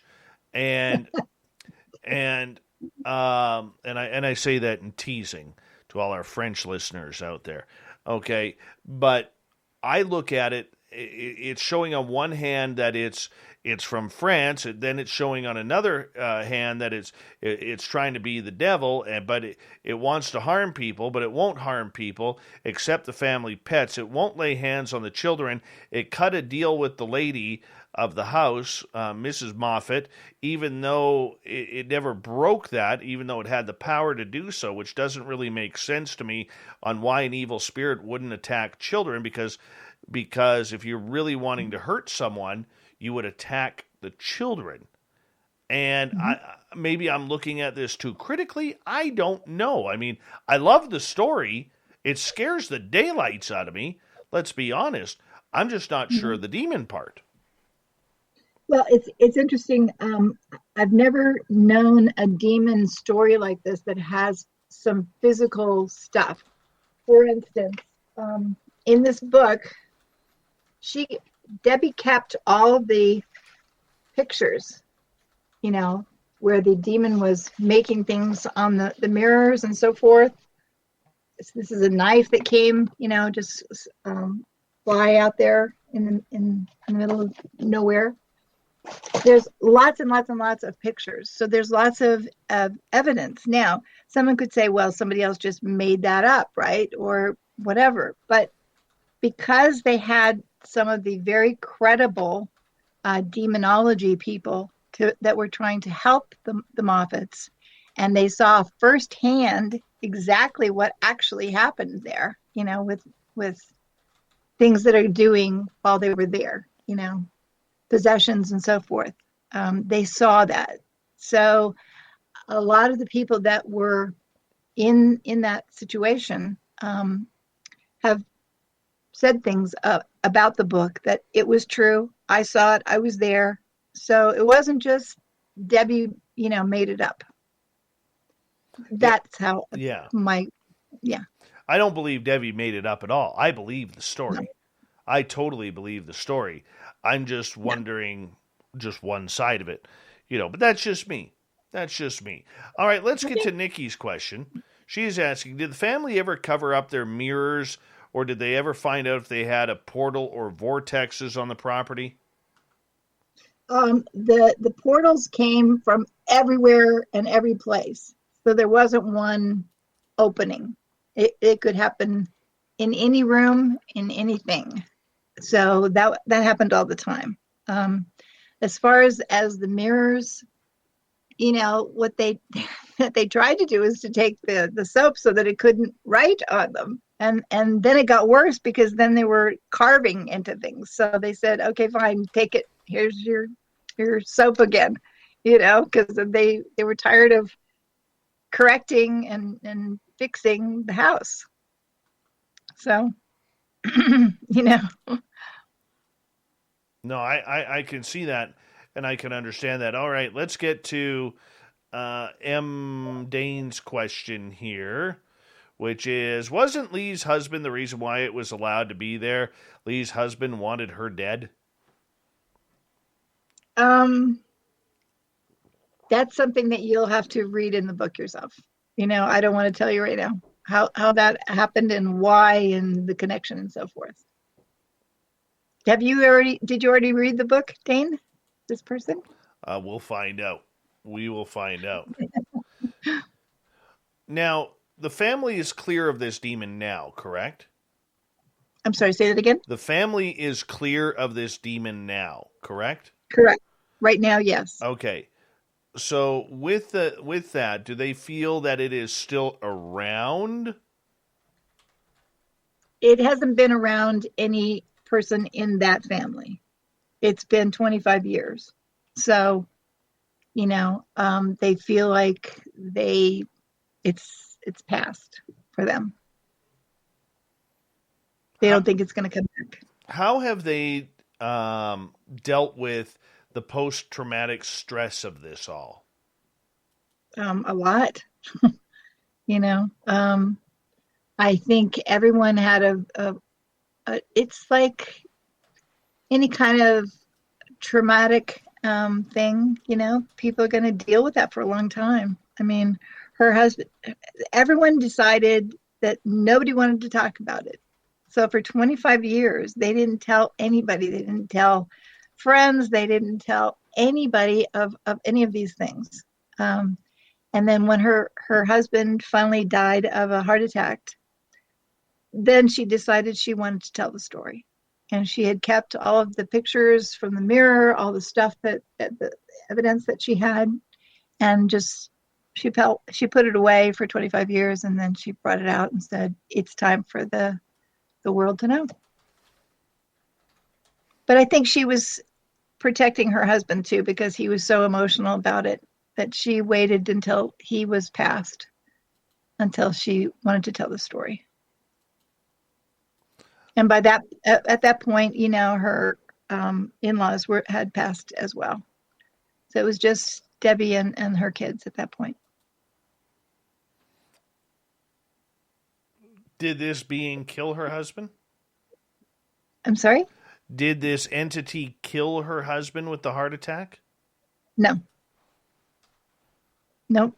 He already had a problem before all of this happened, and that was 30 years. So they didn't feel at all that the entity had his death. No. Nikki is wondering, does the family believe the demon was destroyed? I don't believe it was destroyed. No. There were different choices and different things that happened. He was not destroyed. He just went somewhere else. Well, that works for us. Let's get to Moosehead's question here. Do you believe angels had to get involved? Yes, absolutely. And then I was telling you that towards the end of the book, it really is a war of the soul. It's, between love and hate, between, godliness and evil. So yeah, there were definitely a situation where angels had to be involved. Oh, that's just creepy. We have about 2.5 minutes before we have to go to break at the top of the hour. Author Joie Albrecht is with us. We're talking about the book, A Deadly Haunting, based on a true story. It's the story of the Moffatt family and the sacrifice they had to make in a fight for their eternal souls. Talking to Mrs. Albrecht now, how has she changed? Is she still looking over her shoulder every time something happens, every time a wall creaks, every time, the house settles? Like, this has to be concerning for her still. Are you talking about me or Debbie Moffatt? Debbie. Oh, Debbie. No, she said that she feels like that it's gone, that it's not going to come back, and she's not worried about it at all. So. How about her kids?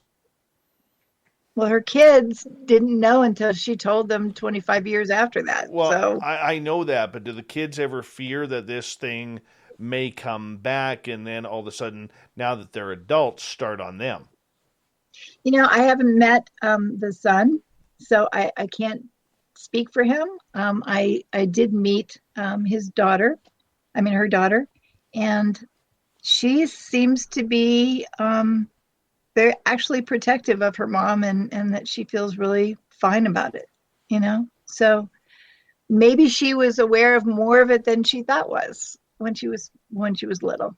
Sometimes people retain something that happens even though they're not really aware of it, but it made her strength. Everyone survived. So when we come back from the break here at the top of the hour, you got some projects that you're working on that you want to discuss. Are you excited to be continuing on with this type of topic, this type of phenomena? Has it become your new niche? Not exactly with demons, no, but in a more spiritual. Yeah, that would be nice. I want projects that are more spiritual. So I'll tell you about those in a little bit. I don't blame you. Joy, I'm going to get back to you here when we come back from the break. Author Joie Albrecht is here. You can go on to Amazon, and by listening to what M. Dane in our chat room says, it's a fantastic book, a great read. It's called The Deadly Haunting, based on a true story, and it's about the Moffatt family demon. If you're into the paranormal, this is a great book for your collection. We'll be back with Spaced Out Radio right after this.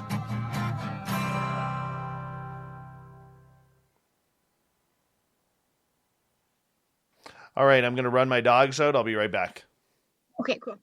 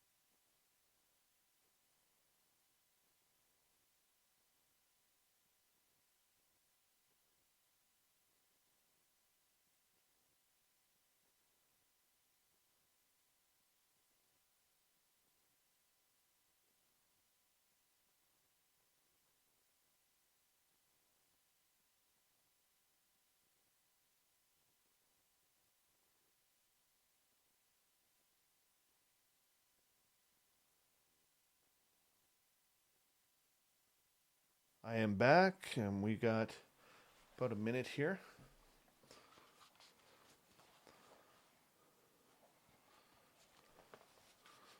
All right. Let me unmute you here. There we go. So when we get to the next break, just do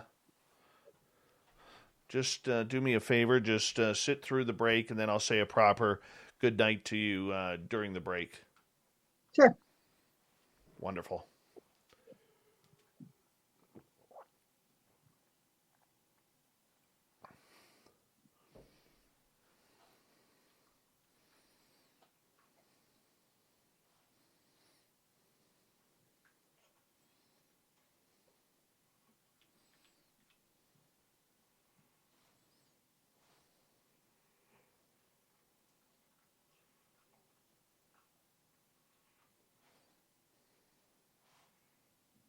Perfect.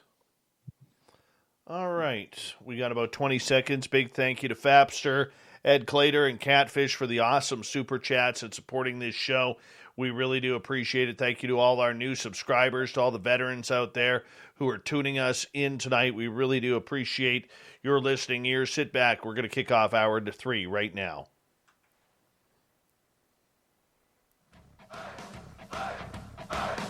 Would you like to connect with us? Head to spacedoutradio.com for all your latest show info. Now, back to Dave Scott and SOR. Here we go with the third and final hour of Spaced Out Radio tonight. My name is Dave Scott. Thank you so much for taking the time to join us wherever you may be on this beautiful planet we call Earth. We want to say hello to everyone listening in on our terrestrial affiliates around North America and digitally on TalkStream Live, Revolution Radio, and KPNL. All of our archives are free by going to youtube.com/Spaced Out Radio. Just do old Davey the favor, hit that subscribe button. The Desert Clam has set the password for tonight in the SOR Space Travelers Club. Houseman Eyes. Houseman Eyes is your password. Use it wisely, Space Travelers, as the Clam sets the password each and every night right here on Spaced Out Radio. Our website is spacedoutradio.com, where we have a plethora of features for you, including rocking out to Bumblefoot and reading up on Captain Shirk's SOR Newswire. Follow us on Twitter at Spaced Out Radio and on Instagram at Spaced Out Radio Show. For the final time tonight, we bring in author Joie Albrecht. She has a true story of a real haunting, real demonic action called A Deadly Haunting. It can be found on Amazon. It's about the true story of the Moffatt family, and we appreciate you checking it on out. And Joie, welcome back to the show. Hi. You have some other projects that you are working on currently now, because this story here really brought you back into the paranormal per se. And so what do you have up now? What's coming up? There's a couple of things. First of all, I wanted to say if there's any of the audience out people that they want another story told, just as like the Moffats, came and said, let's do this. If anyone wants something like this, I'm definitely, can listen to that and see if it's something that we could do. Now, the other thing I was talking about is that when I was a kid, my grandmother was really into Edgar Cayce. So I've read all the Edgar Cayce books and so forth. And when I was in my 20s, I decided I have to do a movie about Edgar Cayce. And so we went to up Northern California. There was a summer kind of situation where all the ARE people were gathered. And because of work at that time, I was like a half day, I missed the beginning of it. And so everybody kind of moved away and wanted me to sit right in this one spot. And I thought, okay. And it turned out that I was sitting next to Edgar Cayce's grandson. And I said, I really want to do this movie. And he goes, well, we want a movie too, so let's do it. And I went, okay, that's really interesting. So we got to be really good friends through the years, and everyone has wanted to do that movie. That movie, there's been so many people from Hollywood that have gone to the area wanting to do a movie of Edgar Casey. I do have a script right now that I've written for it, and I've just talked to Leslie about Leslie Casey about a year ago, and she still wants us to do that. So I do know that somehow it's going to happen because it was just meant to be, So that's one thing that I do believe that it's going to happen in the next couple of years is we will have a movie about Edgar Casey. And if anyone wants to talk to me about that, you can find me over at Facebook. You know who I am. Now, the other project that I think is going to be very interesting that there's never been anything like that before. When I was a kid, as I mentioned, I had a lot of experiences as a child, like with energies, with entities, with all that kind of stuff. And there are so many kids out there that have had those experiences, but they're afraid to tell anybody. I didn't tell anybody because I didn't want people to make fun of me. I didn't want them to, think I was weird. I just wanted to be normal, right? But people have come into this life, where they've had certain abilities, certain knowledge, certain awareness.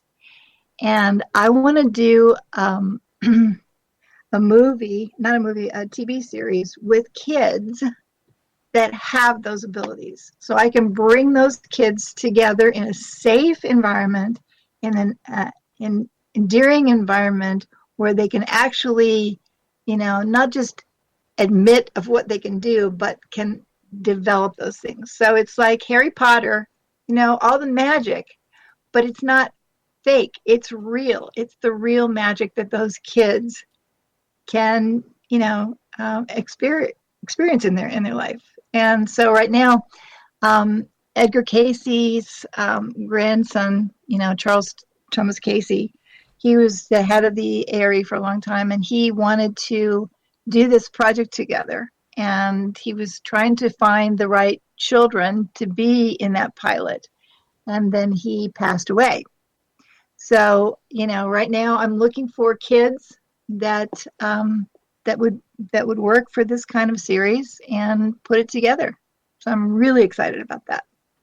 Anybody out there that knows those kinds of kids and their parents that are supportive of that, then please get a hold of me for that. Why focus on Edgar Casey? That's separate. Edgar Casey his life is amazing. But this is about the kids. So, Charles Thomas Casey, he works with kids. That's why he was trying to get involved in that. But he passed away. So, that is going to be something with kids that can do healing, that can communicate with spirits, that, all the different things that are awareness that most people don't know about and or they don't want to admit to it, other people. So, you understand what I'm saying? Yeah, I absolutely understand with what you're saying there. Now, with children, why is it important to bring these stories of children out to the public? Because those kids need to be accepted of who they are. They need to develop their abilities. They can, it's like when people say, I don't tell anybody of this, or I'm afraid because I wear too much, or that whatever. Anything that kids are feel like they're not proud of that, and a lot of kids that have that ability are not proud of it. They're afraid of it. They're afraid that people will make fun of them. They're afraid that they don't understand it. I mean, there was nobody when I was a kid that I could talk to about it, So I think it's really, really important for those kids that are gifted. They're very gifted kids. And right now, they're more and more of those kids are going into the earth right now. So I want to be there to help them. And I would agree with you that I truly believe that there are a lot more children that are coming out as gifted. I don't know why they seem so much more spiritually in tune. Maybe as the majority of families in North America stop going to church and start finding their own spirituality or their own beliefs, maybe that has a big part to it. What do you think is causing that? I don't know, but I think over the last probably 30 years, it's kids are coming more and more and more to this planet. And perhaps that means because there's a big happening, something that's going to happen that those kids have to be prepared, the planet for that, the people of that. We'll see. But they're coming for a reason. Focusing on children, what kind of abilities are we talking about here? I know kids, there are some kids that are really good with energies. So crystals, just energy fields, that kind of thing. Other kids that are very good at healing, that they can actually do healings. Other kids can communicate with spirits. So there's lots of things that are more extraordinary than others. I mean, some of the kids actually have the ability to move things, without touching things, right? So again, this is energy. A lot of it is energy.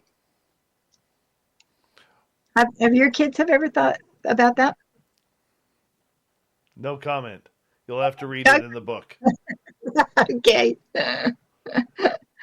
I've seen my kids do some extraordinary things. My oldest daughter is very intuitive, except her own mental health issues that she inherited from her father, me, have kind of, I think, debilitated that a little bit. My stepdaughter used to walk out in our back green belt to meditate, and she would sit down and she would have fairies come around and land on her. She was very connected that way, but then boys came around and kind of killed that. And the little guy, well, we don't know about him. We just know that he loves his heavy metal music, and that's it. He's more in tune with aliens, I'll say that. Yeah. But he's seen things. He has seen things, and he has been very cryptic at times. And I know one time he scared the living daylights out of me. We have this island off our kitchen counter, and that's kind of where we do a lot of our dinners or breakfast meals. And it was about 9 o'clock at night, and it was just him and I at home. And I was getting, it was about 8:30, and it was in the fall, just about 2 years ago. And him and I watched these two rectangular bars of light, kind of looking like military captain's bars, go floating from our dining room area into our kitchen and then out the kitchen window. And Wow. and I saw him looking at it, and I saw it, and I said, "Did you see that?" And he goes, "Yeah." He goes, "What was that?" I said, "I don't know." And about 2 minutes later, he absolutely goes out of nowhere into an absolute temper tantrum, crying. Wow. And he goes, "You're going to die soon. I don't want you to die." Wow. And I have never been more scared in my life then when out of the blue, after a paranormal experience, my little guy all of a sudden starts talking about me dying. And I'm like, Mhm. oh my gosh, like, what is going on here? This isn't good. I don't like this, you know? So I was freaked out for a little while. I Yeah. didn't, I really didn't know You're what was you're going to still happen. here. You're still here, so I'm glad you're okay. Yes, I am too. But that's something that just scares the daylights out of you. You know, you're Mhm. going to die soon. I don't want you to die. Wow. Mhm. I'm like, I didn't sleep that night very well. Mhm. Well, my sister has premonitions sometimes about things that are going to happen, and she doesn't happen very often, but when she does, she's very, very adamant about it, and I listen to her when she does that. Oh, for sure. For sure. I Yeah. mean, you have to pay attention. And I think one of the things with children, and I'm sure you'll agree with this, but when it comes to the spiritual side, especially with the younger ones, we really, as adults, don't give them the credit for the knowledge that they still have with that spiritual connection. Yep, absolutely. You know, so I heard a story one time. This is a great little story. The parents had this little boy, and he was about 3 or 4 years old, and just had a new baby brother. And he wanted time alone with the brother. And they kept saying, why does he want to do that? Is he going to hurt the child? Blah, blah, blah. And they finally said, no, tell us what you want. And he goes, because I want him to remember God, because he's going to get too older and then he'll forget. I was like, oh my God, that is so beautiful, right? And that's what kids do. They forget. By the time they're 5, 6, they don't remember those things anymore. But there is a whole spiritual world that those kids came from, and it's beautiful. Yeah, and I would agree with you. I really do think that we have to really start focusing a little bit more on those entire stories because there's a lot of times when children we think it's their imagination and we as adults because we become so closed-minded we really want to play that off as imagination, but how do we tell the truth from just a child's mind? Absolutely, absolutely. And a lot of adults, at that point, they've forgotten. They've forgotten where they have come from. Where their spirit is from before their bodies, right? And the kids still remember that. And I think that it needs to, um, you know, help their ability to accept who they are and where they came from, where they did come from. So, you know, I think it's a beautiful thing. I really am excited about creating that kind of series for the kids. And other kids are going to be excited about it too. It's like, wow, they can do that. They can do this. It's like little, Harry Potter kids, but it's their magic. So that's what I want to do. I don't blame you. I think it's wonderful. I think it's a great idea for that. And for you who has the ability to put this on camera, is this something that you want to take onto a television or movie screen or a documentary, or is this about another book? No, this is going to be for TV, you know. So I right now I just need to find the right kids and put that group together.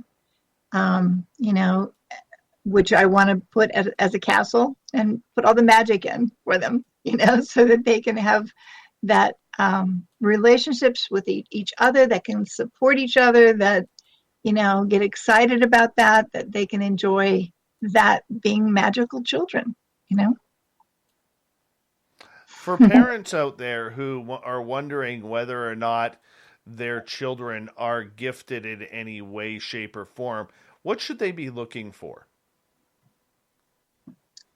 They have to have an open communication with the children, because again, a lot of the kids are going to say, I'm not going to tell them because they won't believe the person or whatever. So, it's important to have that kind of communication with the child to say, so, do you experience things that sometimes other kids don't? And what's that about? And is that fun? Is that exciting? Is that, scary? What's all that about? And really keep that dialogue, because once they open up, it's opened that world and that magic for them, because they're allowing it to happen. It's really important that the kids can know that it's allowed, right? So why do you think then so many parents are wanting to close that door, saying, oh, it's just imagination or something along those lines? Because they've forgotten the magic themselves. They've already closed them about those kinds of things. For them, it's not real anymore. And it's really sad that, it's sad that adults lose that magic. It's sad that some adults, won't allow their own kids to explore that kind of magic for them. So, I've never seen a show like this before, and this is one of the things that I was here to do, that because, I had those things as a child and I didn't have support for that. I didn't have anyone to talk about. I didn't do anything with that. So I really want that for other kids. So this is kind of like your payback for what you didn't get. Yes, absolutely. Yes. I think it's going to be a great thing. When could we start seeing something from you on this?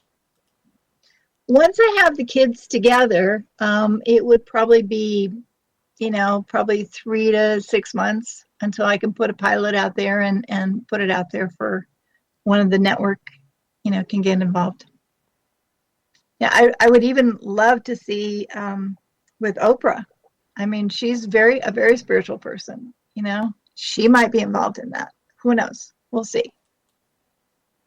Well, it's going to be interesting to see the reaction, because I think a lot, especially, younger parents, who are now in their 20s and 30s, I think they're taking more note of the strangeness that their children are talking about or experiencing themselves, and taking it more literally.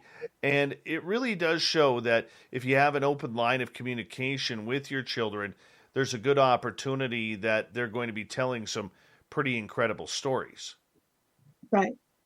And it could open the doors for those children to really make amazing things in their lives and for other people's lives, that otherwise they wouldn't be able to have an access to that. So I think that children are, the future, obviously, and they can create some things that will be really, really special in the next whatever years, right? I think so too. We got about 40 seconds left with you tonight. Do us a favor, tell everybody where they can find your work and stay in touch with you. Well, I'm Joie Albrecht. You can find me at Facebook. That's the main thing that I've used. And if you get a hold of me and send me a message of what you want to talk to me about, I will respond. So I think that's great. Joie, I want to say thank you so much for coming on Spaced Out Radio tonight.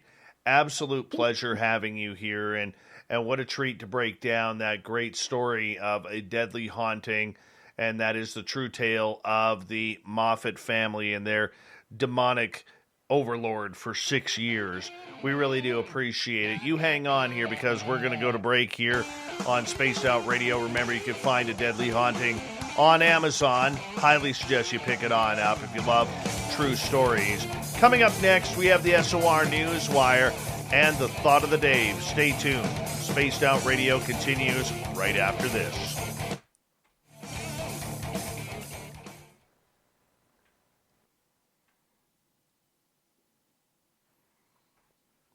Great job. Good, thank you. Give you a few claps here.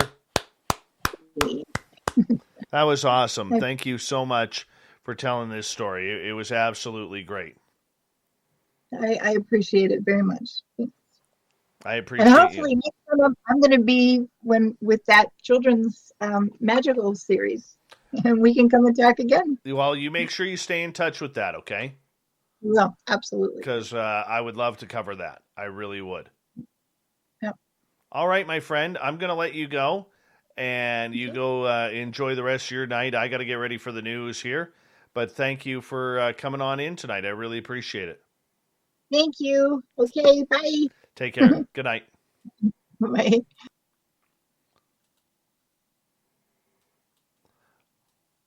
What a nice lady. Very nice lady. That was fun. Hi, Katie A. How are you? That's some good clapping in the chat room there, people. Very good clapping.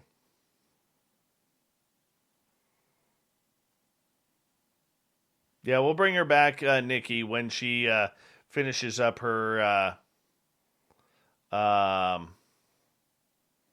child series on gifted children.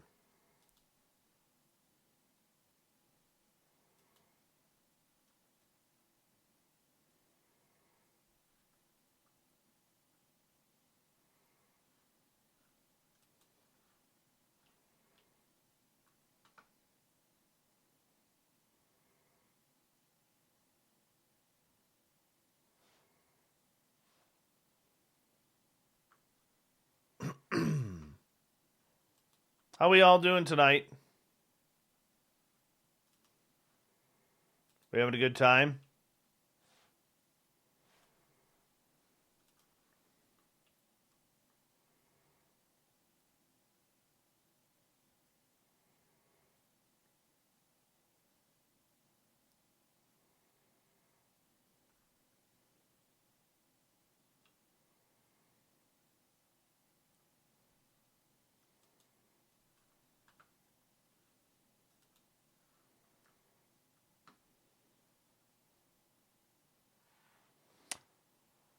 Guitar lesson number 2 tomorrow.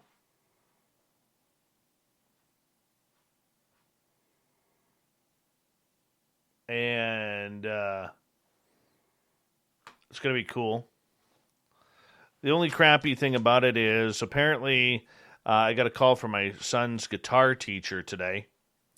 And apparently my son has been so hard on his guitar in playing around with it, his first guitar, that it's not setting properly and it's not staying in tune. So that means that the red one that usually hangs here is now going to be his guitar. Yes, I'm getting that one tuned up for him. He loves that guitar. He thinks it's the greatest guitar in the world. And so I'm getting that set up for him. But the good news is right here. No, right here.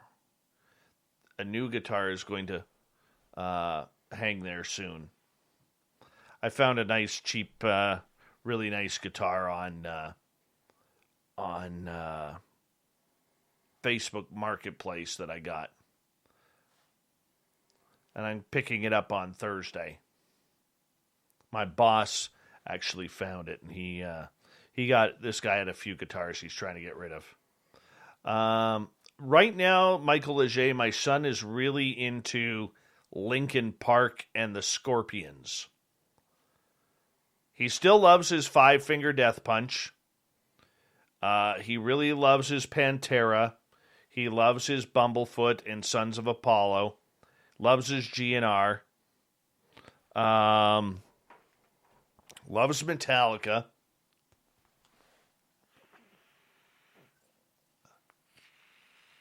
And, hey, Shadow Time Rider, how are you? I don't know if he's really got into Nirvana yet. I haven't introduced him to the grunge. I do have to do that. He likes Texas Hippie Coalition, too.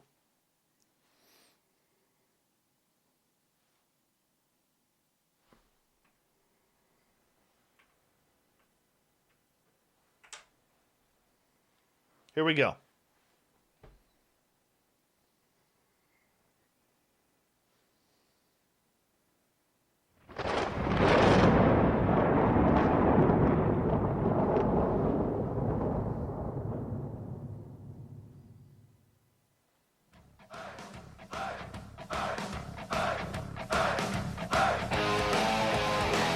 We've rounded third. We're heading for home tonight on Spaced Out Radio. My name is Dave Scott. Thank you so much for tuning us in. We really do appreciate earning your listening ears.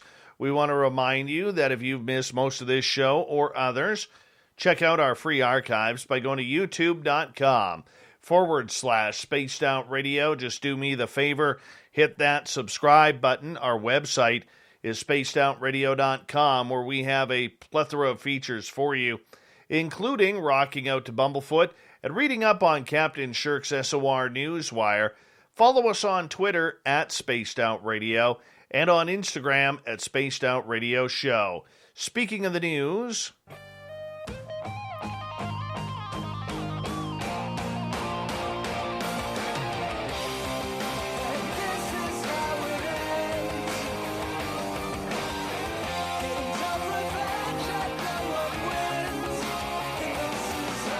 the news is always changing, which is why we bring you the SOR Newswire at the back end of every show, where we get to the weird, the strange, the wacky, and sometimes the UFOs. Senator Marco Rubio is leading calls to take reports of UFOs more seriously ahead of the expected release next month of a government report on such sightings. Rubio, who is acting as Senate Intelligence Committee chair, asked for an unclassified copy of the report to be released to Congress.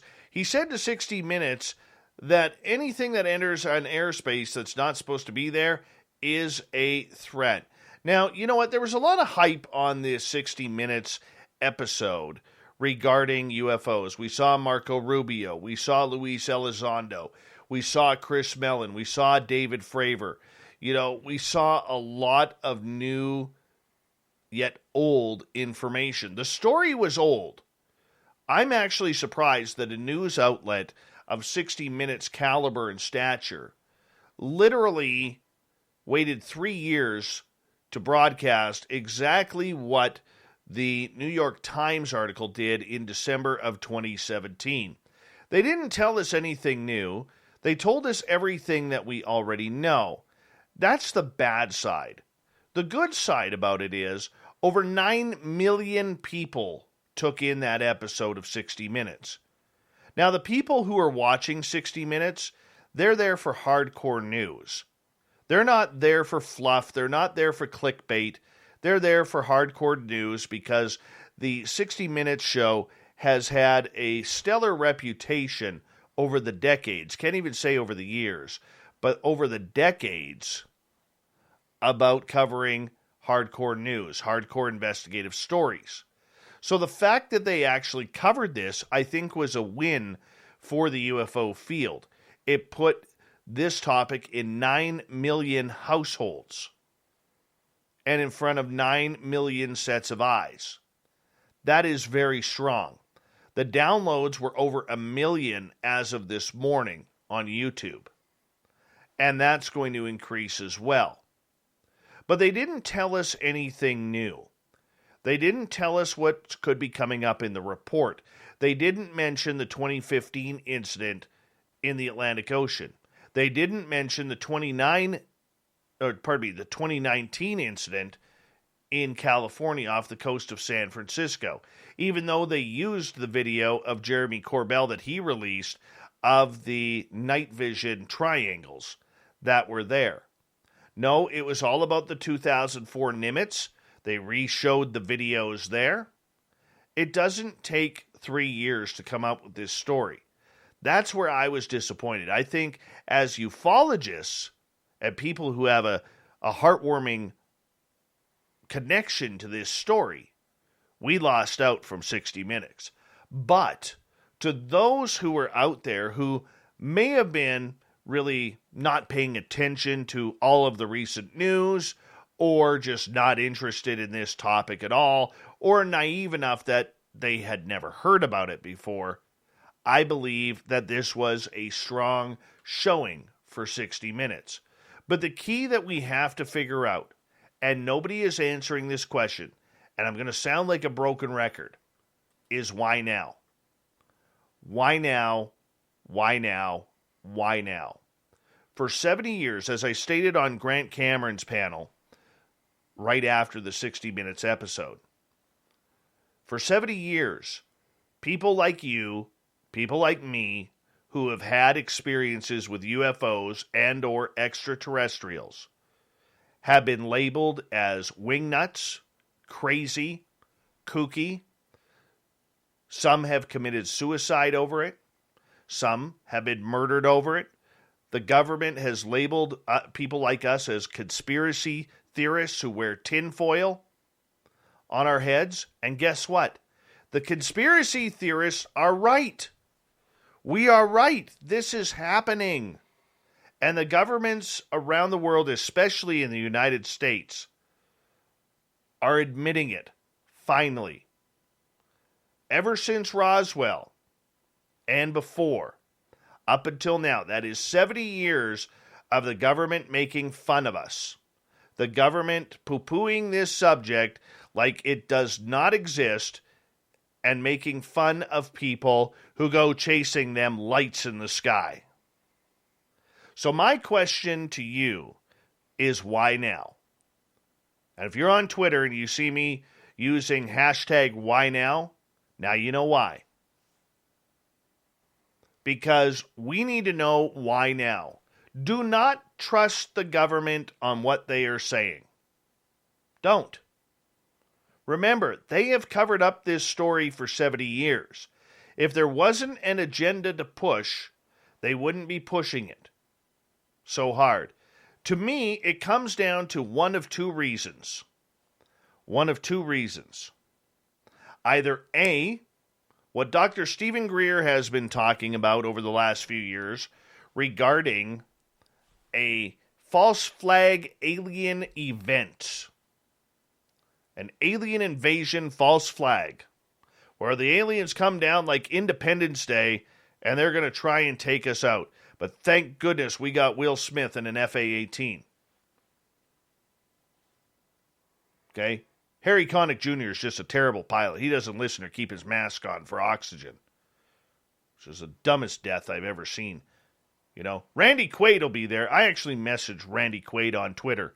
Said, hey, come on, Spaced Out Radio. You know, hello, boys. I'm back. Independence Day, remember? I hashtagged that. Still waiting. But nonetheless, that's reason number one. Or the one that I believe is reason number two. And that is, we have been contacted. We have a date, a potential arrival, and the government knows that it has to start preparing the citizens. Notice they are keeping all of the reports strictly to the military.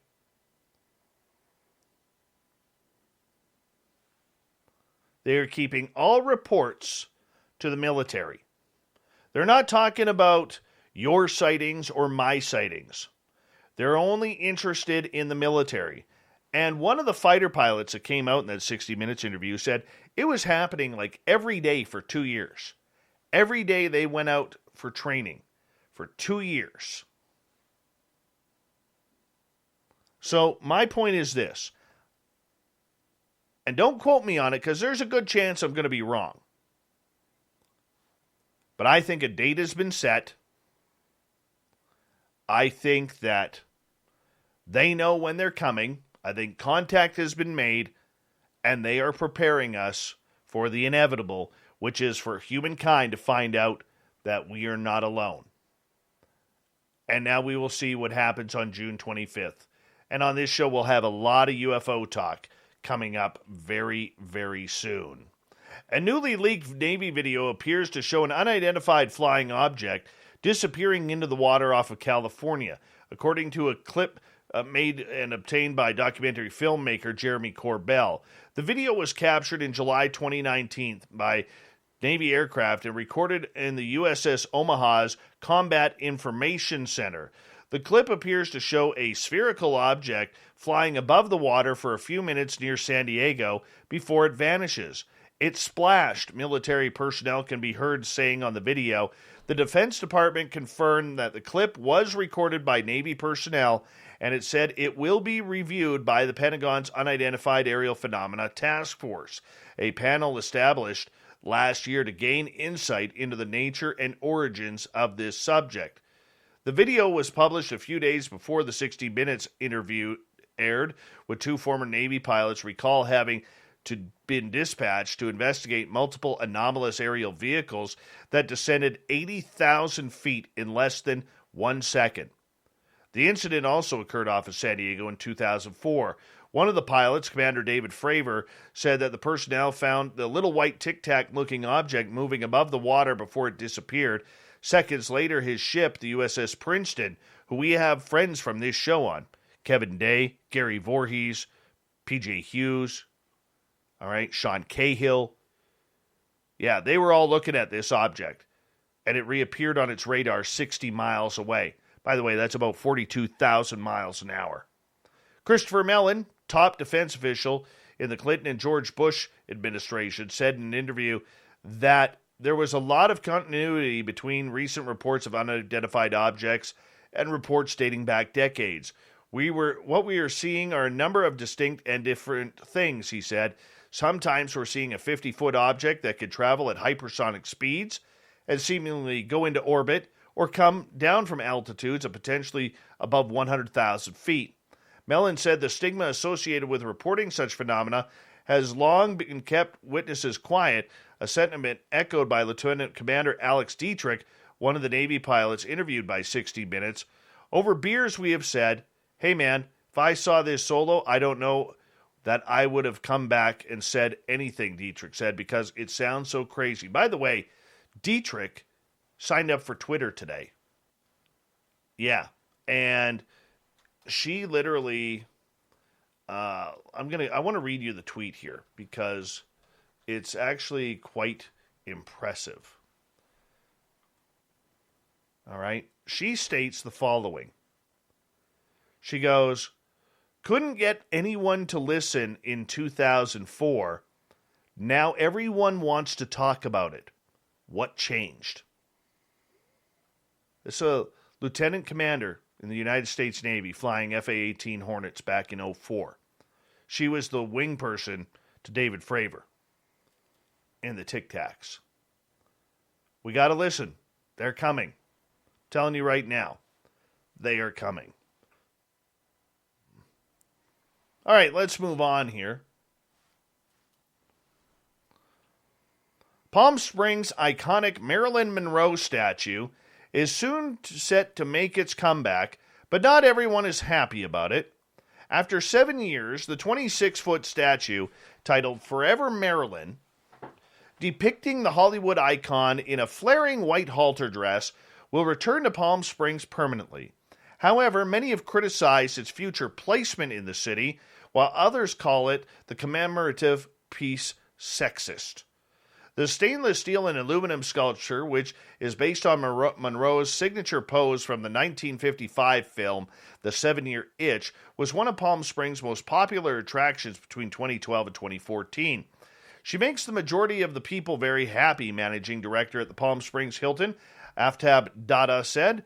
The photos taken and being transmitted all over the world will do nothing but benefit the city of Palm Springs.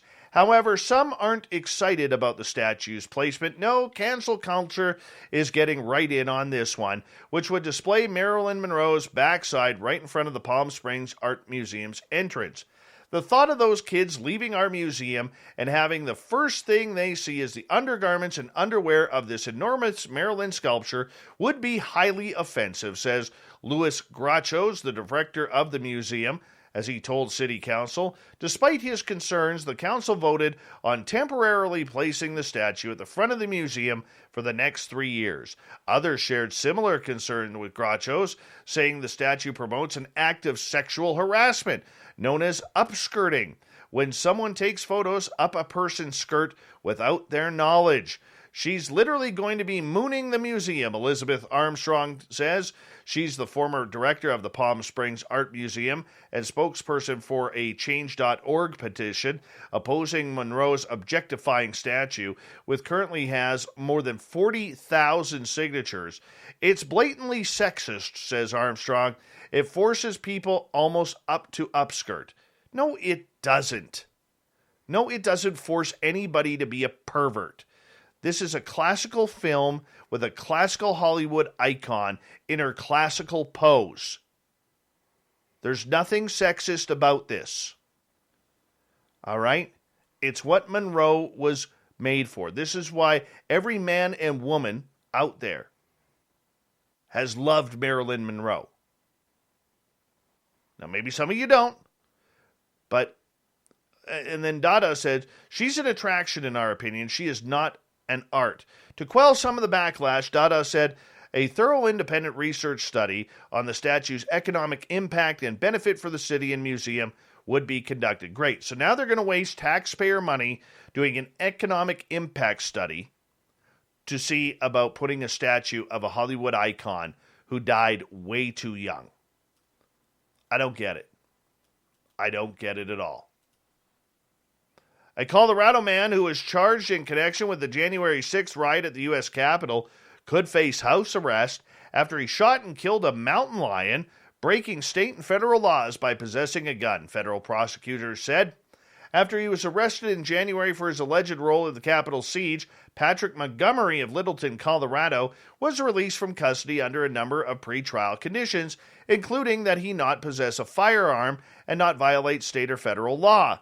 In a motion to revoke his release this last week, federal prosecutors said Montgomery violated the terms after he shot and killed a mountain lion at a park in Denver in late March. Along with the stipulation in his release, Montgomery was also banned from owning a gun after he previously was convicted for a robbery in 1996. Montgomery has no respect for the court's orders, just like he had no respect for law enforcement at the Capitol on January 6, prosecutors said. Montgomery has flagrantly violated the law and has shown by his actions that he is unlikely to abide by court orders. Federal authorities first learned of Montgomery when tipsters identified him inside the Capitol building January 6th in photos posted to his Facebook. According to an affidavit, one of the photos allegedly appeared to show the Senate chamber accompanied with the caption that read, "We stormed the Senate, open those chamber doors for transparency." Moving on, we got one more here for you. A 24-year-old Florida man, and of course it's Florida man, with a lengthy criminal history, strike two, has been arrested after he allegedly stole the truck, sword, laptop, and other items from a home in St. Petersburg, but left behind his cell phone. Damian Grady was arrested last Tuesday and charged with armed burglary, swell guy, carjacking, resisting arrest, and possession of controlled substances. There's the drugs we needed. Of course, it's meth and crack and cocaine as well. Yeah, this is a bad dude. The Pinellas County Sheriff Office tracked him down through the phone full of photos and videos of the suspect.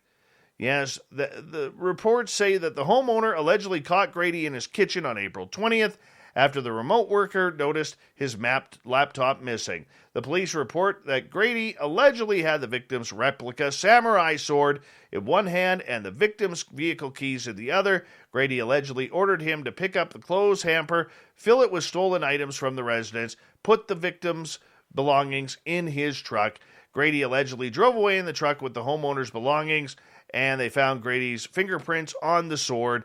He, of course, was arrested before. He's not a nice man. He's now in jail.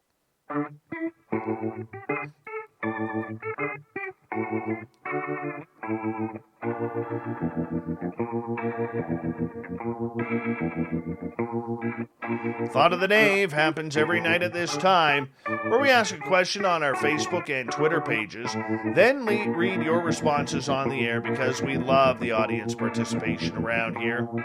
Today's Thought of the Dave is as follows. What were your thoughts on the 60 Minutes UFO story? Start with Drew. It was a snoozer, Dave. Craft sightings are old news. It's time to start unpacking the rest of the story. Michael, nothing that I haven't seen already or heard.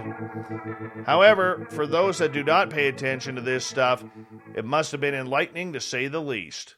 Jeff, it was an important step in getting the status quo to discuss the issue seriously. The UFO community is being hard on it.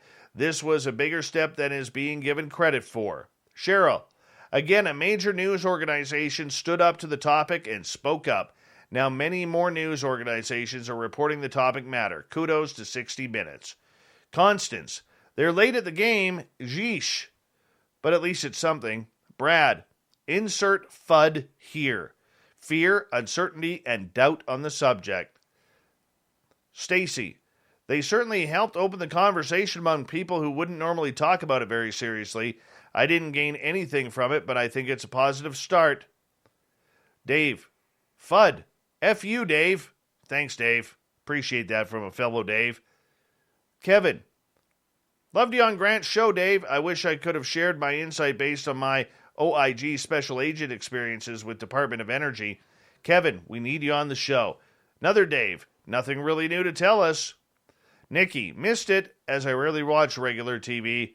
Gary Voorhees, who was on the Princeton, a win. 8.4 million people watch 60 Minutes. Josh, hope it pushes the door open to what the government really knows. James Clarkson, former cop and guest here.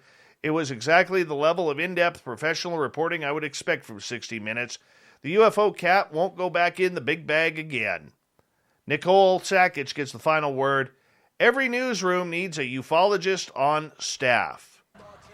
Thank you to everybody participating in the Thought of the Dave on Facebook and Twitter.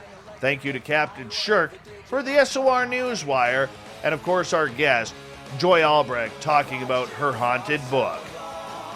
We got Mr. Ron Bumblefoot Thaw rocking in the background with Little Brother is Watching. Bumblefoot is the official music of Spaced Out Radio, rocking us in and out of every single show. Get your horns up for the guitar god himself. Special thanks to everybody listening in at home, at work, in your cars, wherever you may be. Thank you to everyone in our chat rooms tonight on Spreaker, YouTube, LGAB, Twitch, Revolution Radio, Facebook, and Derek and the Snarkettes hanging out quietly on Twitter at #SpacedOutRadio. Remember, this show is copyright by Spaced Out Radio and SOR Media Ventures Limited. Thank you so much for choosing to share your evening with us, because together, my friends, say it with me, we own the night. Mr. Bumblefoot, we need a favor. We need you to take us home.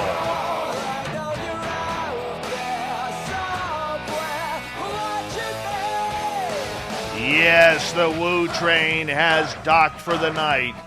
But soon, my friends, we shall ride again. Your seats are always available. Your tickets never expire. And if you want to bring a friend, we've got room for them too. Good night.